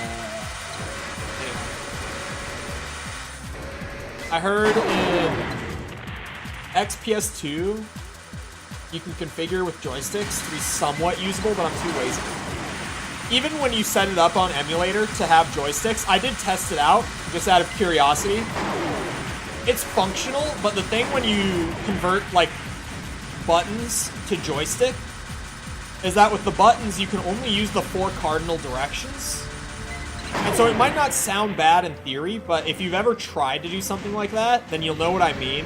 Like, if you try to set up camera look on a thumbstick, but you can't get, like, that fine-tuned input of whatever angle you're holding your joystick at, it'll go that way. You're only going to get, if your thumbstick is the closest to the up position out of all positions, it will go up. And it applies that to all 4 directions. So it's like, if you try to do a diagonal aim while you're still adjusting to having that set up that way, you're probably just gonna aim like straight to the right or left or whatever, right? And you're not gonna aim up at all. And then you're gonna be really, really confused. So even then, I would recommend just soldiering through it on the directional buttons. Because honestly, it's not gonna be easy either way. If you're gonna play them, you're better off just learning it, in my opinion.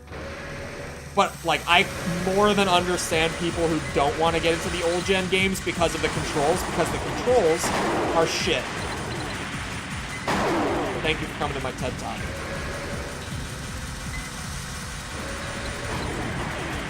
I feel so justified saying that the controls are shit now, just because of the amount of playtime I put into the old gen games.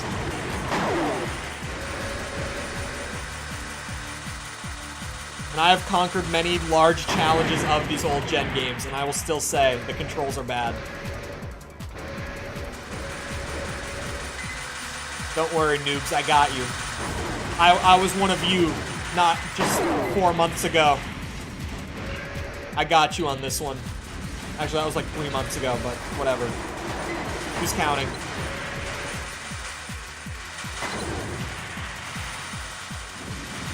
It was easy. 4 Answer has great controls. I just played 4 Answer this week. And I've gotten comments on the review series too that weren't specifically about the controls, but I know that there are people in like the core, like returning audience of the review series who have just said like in comments that they love the series for the older gen games specifically because the games were like too difficult for them to get into. So they're able to like get some sort of like experience out of the old gen games through the videos. And I'm like, hey man, if it works for you, I'm glad. Because I suffered through these controls, through the process of learning these controls. And not really knowing what hurts me. Have you come from the videos, or have you just found this stream by random chance? Because if this is random chance, if this is fate handing me this win, I will take it. I think it's more like how an actual mech would feel. Yeah, there's definitely credit to that as well. But okay, hold on. We have located enemy paratroopers. Okay, I am gonna still use the example, but I'm gonna have to be very specific with this example because of things that I've said about this control scheme. It's like when people talk about like the old RE games and the tank controls actually being good because it adds to the horror of the game. It's like, no. We can still acknowledge that tank controls aren't great. I wouldn't say they're terrible in that setting. Safe for the time being. They are Let's terrible get in out this of here setting. before There's the a difference reinforcements arrive. in terms of genre, but Everything will be destroyed, it's but different. it might be better this way. I will justify tank controls in Resident Evil, in classic Resident Evil, but not for that reason. Like, sometimes things thematically work like that, and it's like, ooh, that's kind of nice.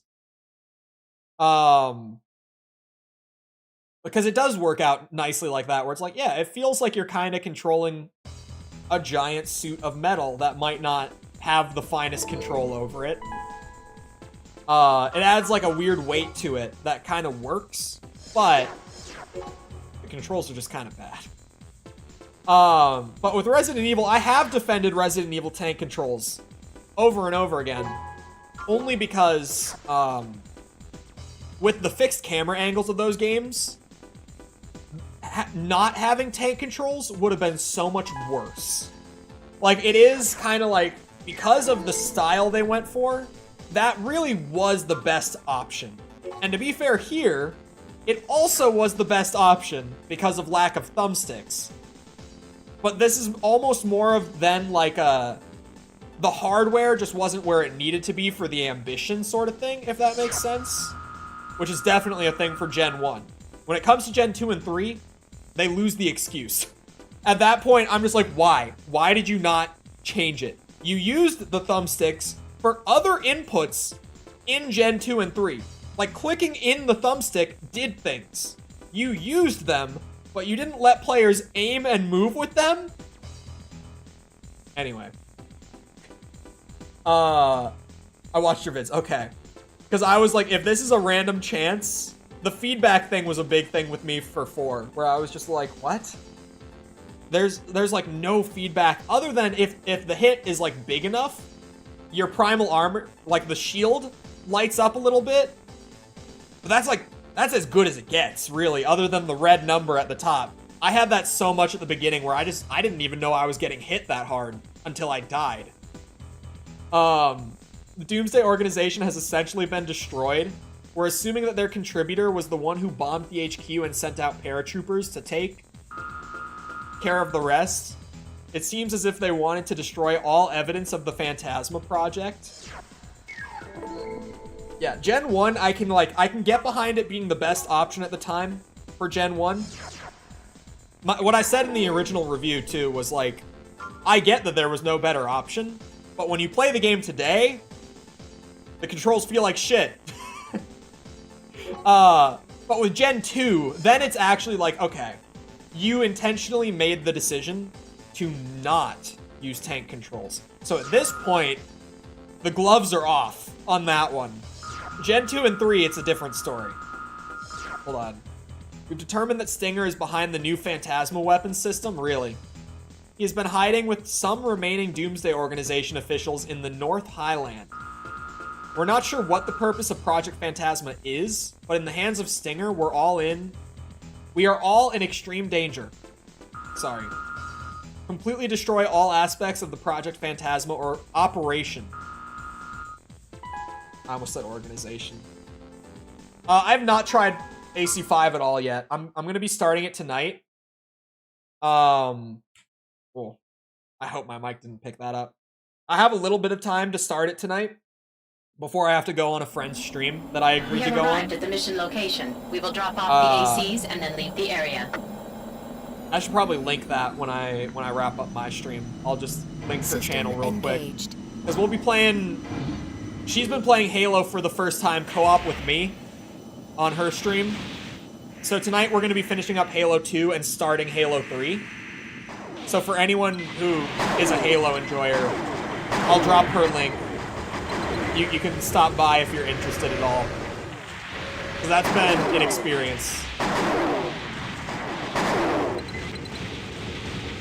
But we'll see you around, Bruno. You don't have to apologize for disappearing. Wait, these are enemies? They weren't, like, lighting up at all, so I was just like, oh, these guys are chill.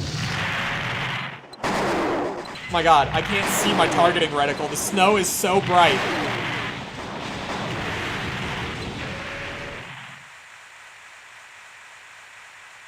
And then it got really quiet. It went from my ears getting blown out with those explosions to silence.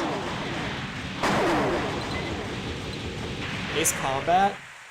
Ace Combat, I don't think it will be my next series, but it is, like, it's going to be in the next handful of series.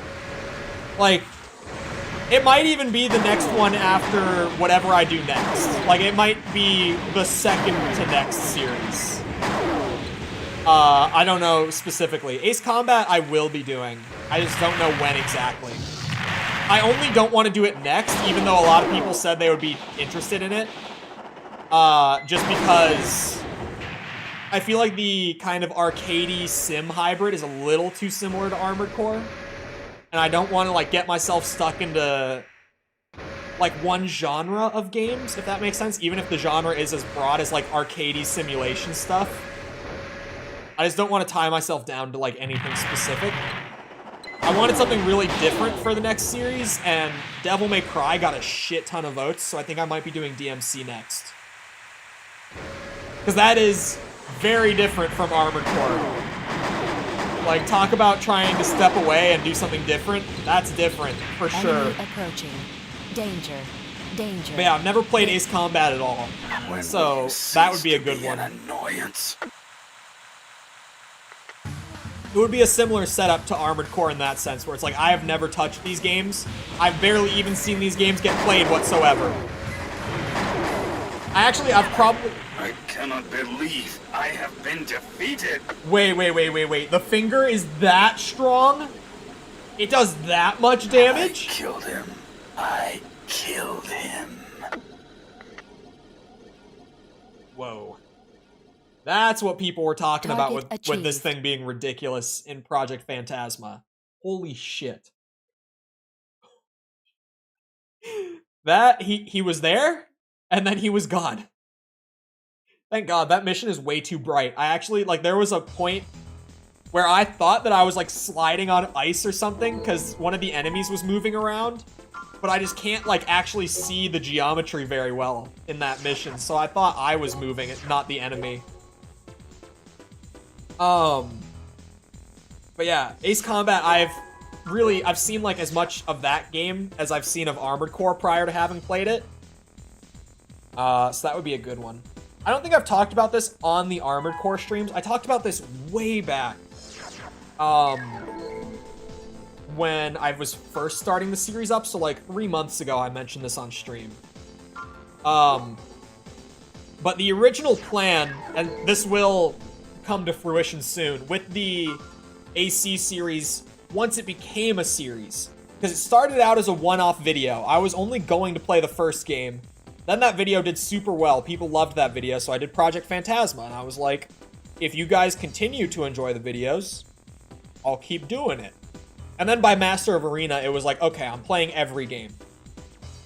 Because Project Phantasma's video didn't do as well. Like, I think it only got, like, a quarter of the views, if even, that the first one got. But for my channel at the time, it was still like, whoa, that's way more than I normally get. So I stuck with it.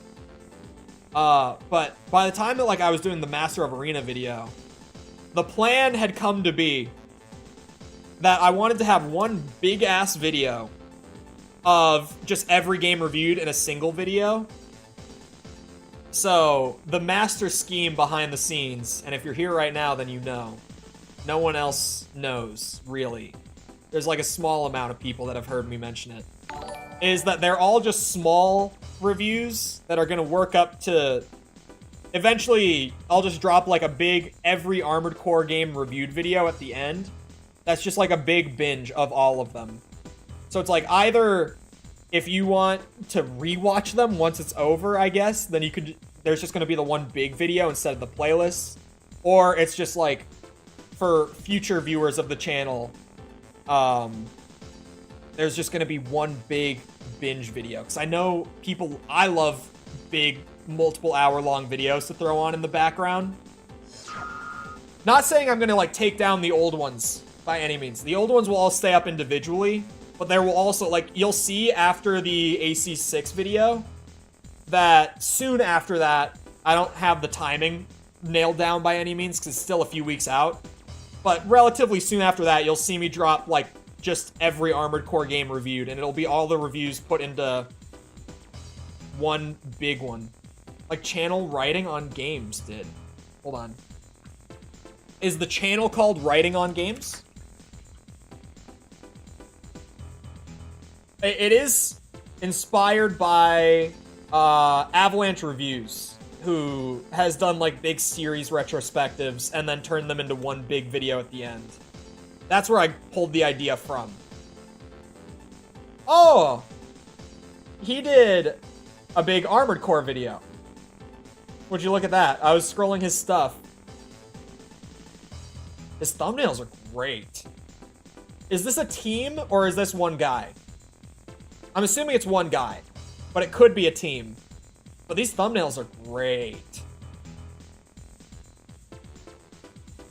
I love these thumbnails. Hold on, let me pull them over. If I'm gonna sit here and stare at them and be like, ooh, I love these.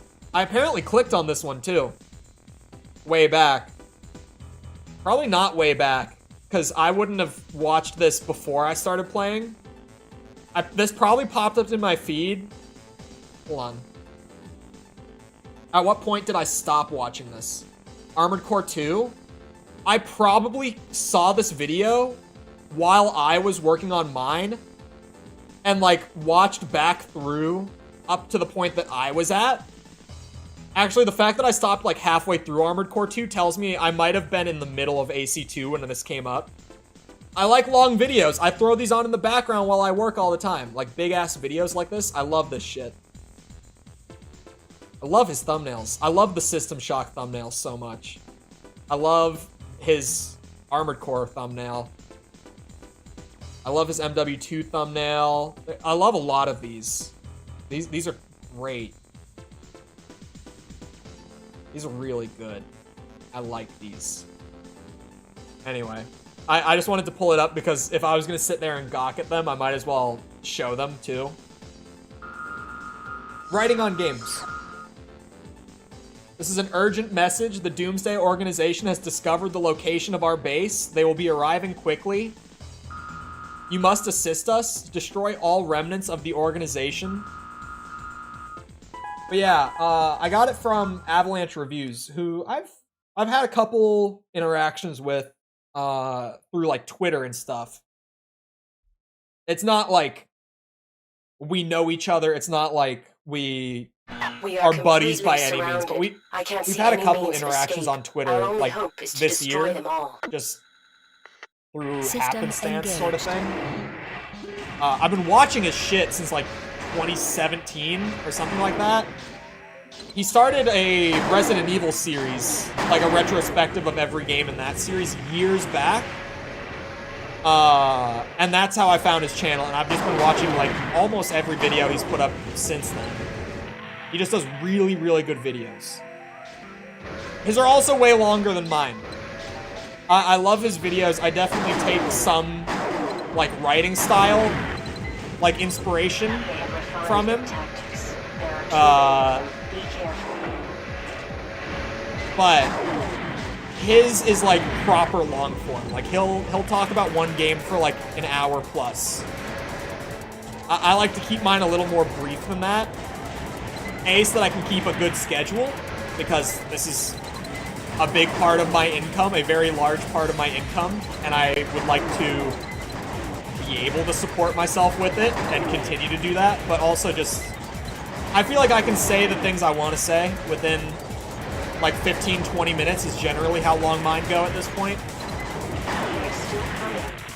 They used to be like 10 minutes, but I've extended them a bit. I love Fear, the first one. Hello, Forcible. The second one is fine. I played like 30 minutes of the third one. I didn't love it. What are you doing down there? Jesus, if you actually hold it down, I've been tap firing it. Hold on, I have plenty of ammo. It's fine. I have so many credits. Price is not a worry. Jesus. That's Samika. What are you shooting at?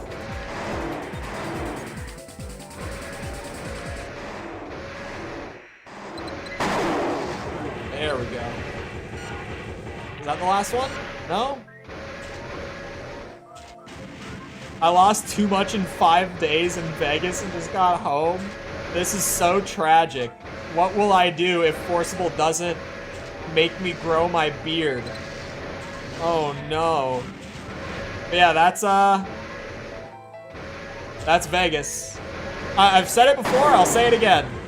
Went to the casino once. We finally got lost rid of them. $200. Let's change our location just in case. I don't think I'm gonna gamble for the rest of my life. Target achieved. Like, oh. I like medium length things too. Easier to digest.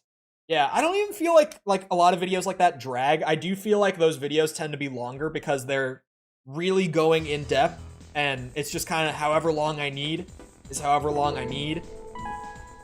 I don't feel like they intentionally drag it out, but it is definitely, sometimes you don't want an hour-and-a-half long video, right? I wish was about to start a street performance for money. Yeah, it wasn't in Vegas. Gambling age in Minnesota is 18, so when I came back to visit while I was in college, me and my friends went to the casino, and I lost $200 in like an hour, and I will probably never gamble in the rest of my life. I'm afraid that we have been misled. The facility that was destroyed was just a decoy. I've received news that a working facility has been completed. We will continue to investigate and keep you informed. But it is the finger. Thanks for your assistance. Although we were quite surprised by their unexpected strength, we have succeeded in destroying the organization completely. I do not believe that they will pose any threat in the future. We are now attempting to take over Project Phantasma. The problem is that we believe Stinger is looking for it as well. We cannot let this happen. Okay. Random intonation changes and California upspeak drive me nuts and make me filter the channel immediately. So I take it that my manner of speaking is not obnoxious. Actually, I got a comment on the Formula Front video about like a weird habit that I had while speaking, and I've been trying to work it out. It was great. The guy was like, over and over, the guy repeatedly was like, it's not your voice, it's not your writing, it's purely just the way that you like inflect on some sentences. I think your voice is great, but there's like this one thing where sometimes at the end of a sentence you like raise it to a point where it like sounds like you're asking a question. Whereas if you kept it lower at the end of your sentence, it sounds like you're speaking with more confidence. And I'm like, shit, I do talk like that. Like, I do raise the end of a sentence really high sometimes for no reason. Damn. I was like, hey, man, no offense taken, because honestly, that probably saved me so much headache down the line that you pointed it out. And he, like, thoroughly picked it apart. It was, like, paragraphs long, this comment. I loved that comment. It was, like, the best one I had gotten in months. That's upspeak. Yeah, it's definitely something that I was doing, and I was like, damn, this guy's got me nailed, because that is a weird habit that I have. Anyway, it's about that time. I've got a few hours before going on a friend's stream. I should still have a command to just plug her link tree, right? Does this still work? If you're at all interested in the Halo thing, my bot might be broken too. Oh no, it does work, there we go. That's her link tree. Fair warning to people who are bothered by it. She's a VTuber. I know that some people don't like VTubers whatsoever. But really, like, she's not in the culture so much. She's just a streamer who has a model. I'm telling you. Like, we're homies. She's pretty much like me, streaming-wise. Except for she rants about the games industry a lot less. She doesn't have a background in the industry like I do. So I ramble about industry stuff, she doesn't. That's the big difference. Anyway, I'll be on there in like 3 hours. So from now, 3 hours, I'll be on there playing Halo 2, finishing that up and starting Halo 3. She's never played it. Feel free to stop by. And if you do stop by, tell her that I sent you so that it makes me look good. Big, important part. Anyway, I hope you guys enjoyed. If you did enjoy and you're new, feel free to go ahead and leave a sub. Come back another time. We're doing this. I've been playing Spider-Man PS4 again on stream because that game rocks. It's just super fun. I'm trying to think. What else have I been doing on stream? Oh yeah, a bunch of new games like Mortal Kombat and shit. What else have I been playing? Oh, Lies of P. I've been playing a lot of new stuff. The Cyberpunk expansion. Sorry, my memory's terrible. So feel free to come by for any of that. Also, if you enjoyed, feel free to go ahead and leave a like. Helps out a lot with algorithm and stuff, so I'd appreciate it. Thank you if you've done so already. Thank you if you're about to do so. Other than that, if you're looking for links to anything outside of YouTube, check out links in the description. Things like Twitter, Discord server, TikTok, Patreon, and memberships are linked down there as well, if those are things that you're looking into at all. Other than that, though, once again, I hope you guys enjoyed. I'll see you always back here next time. I hope you all have a great rest of your day.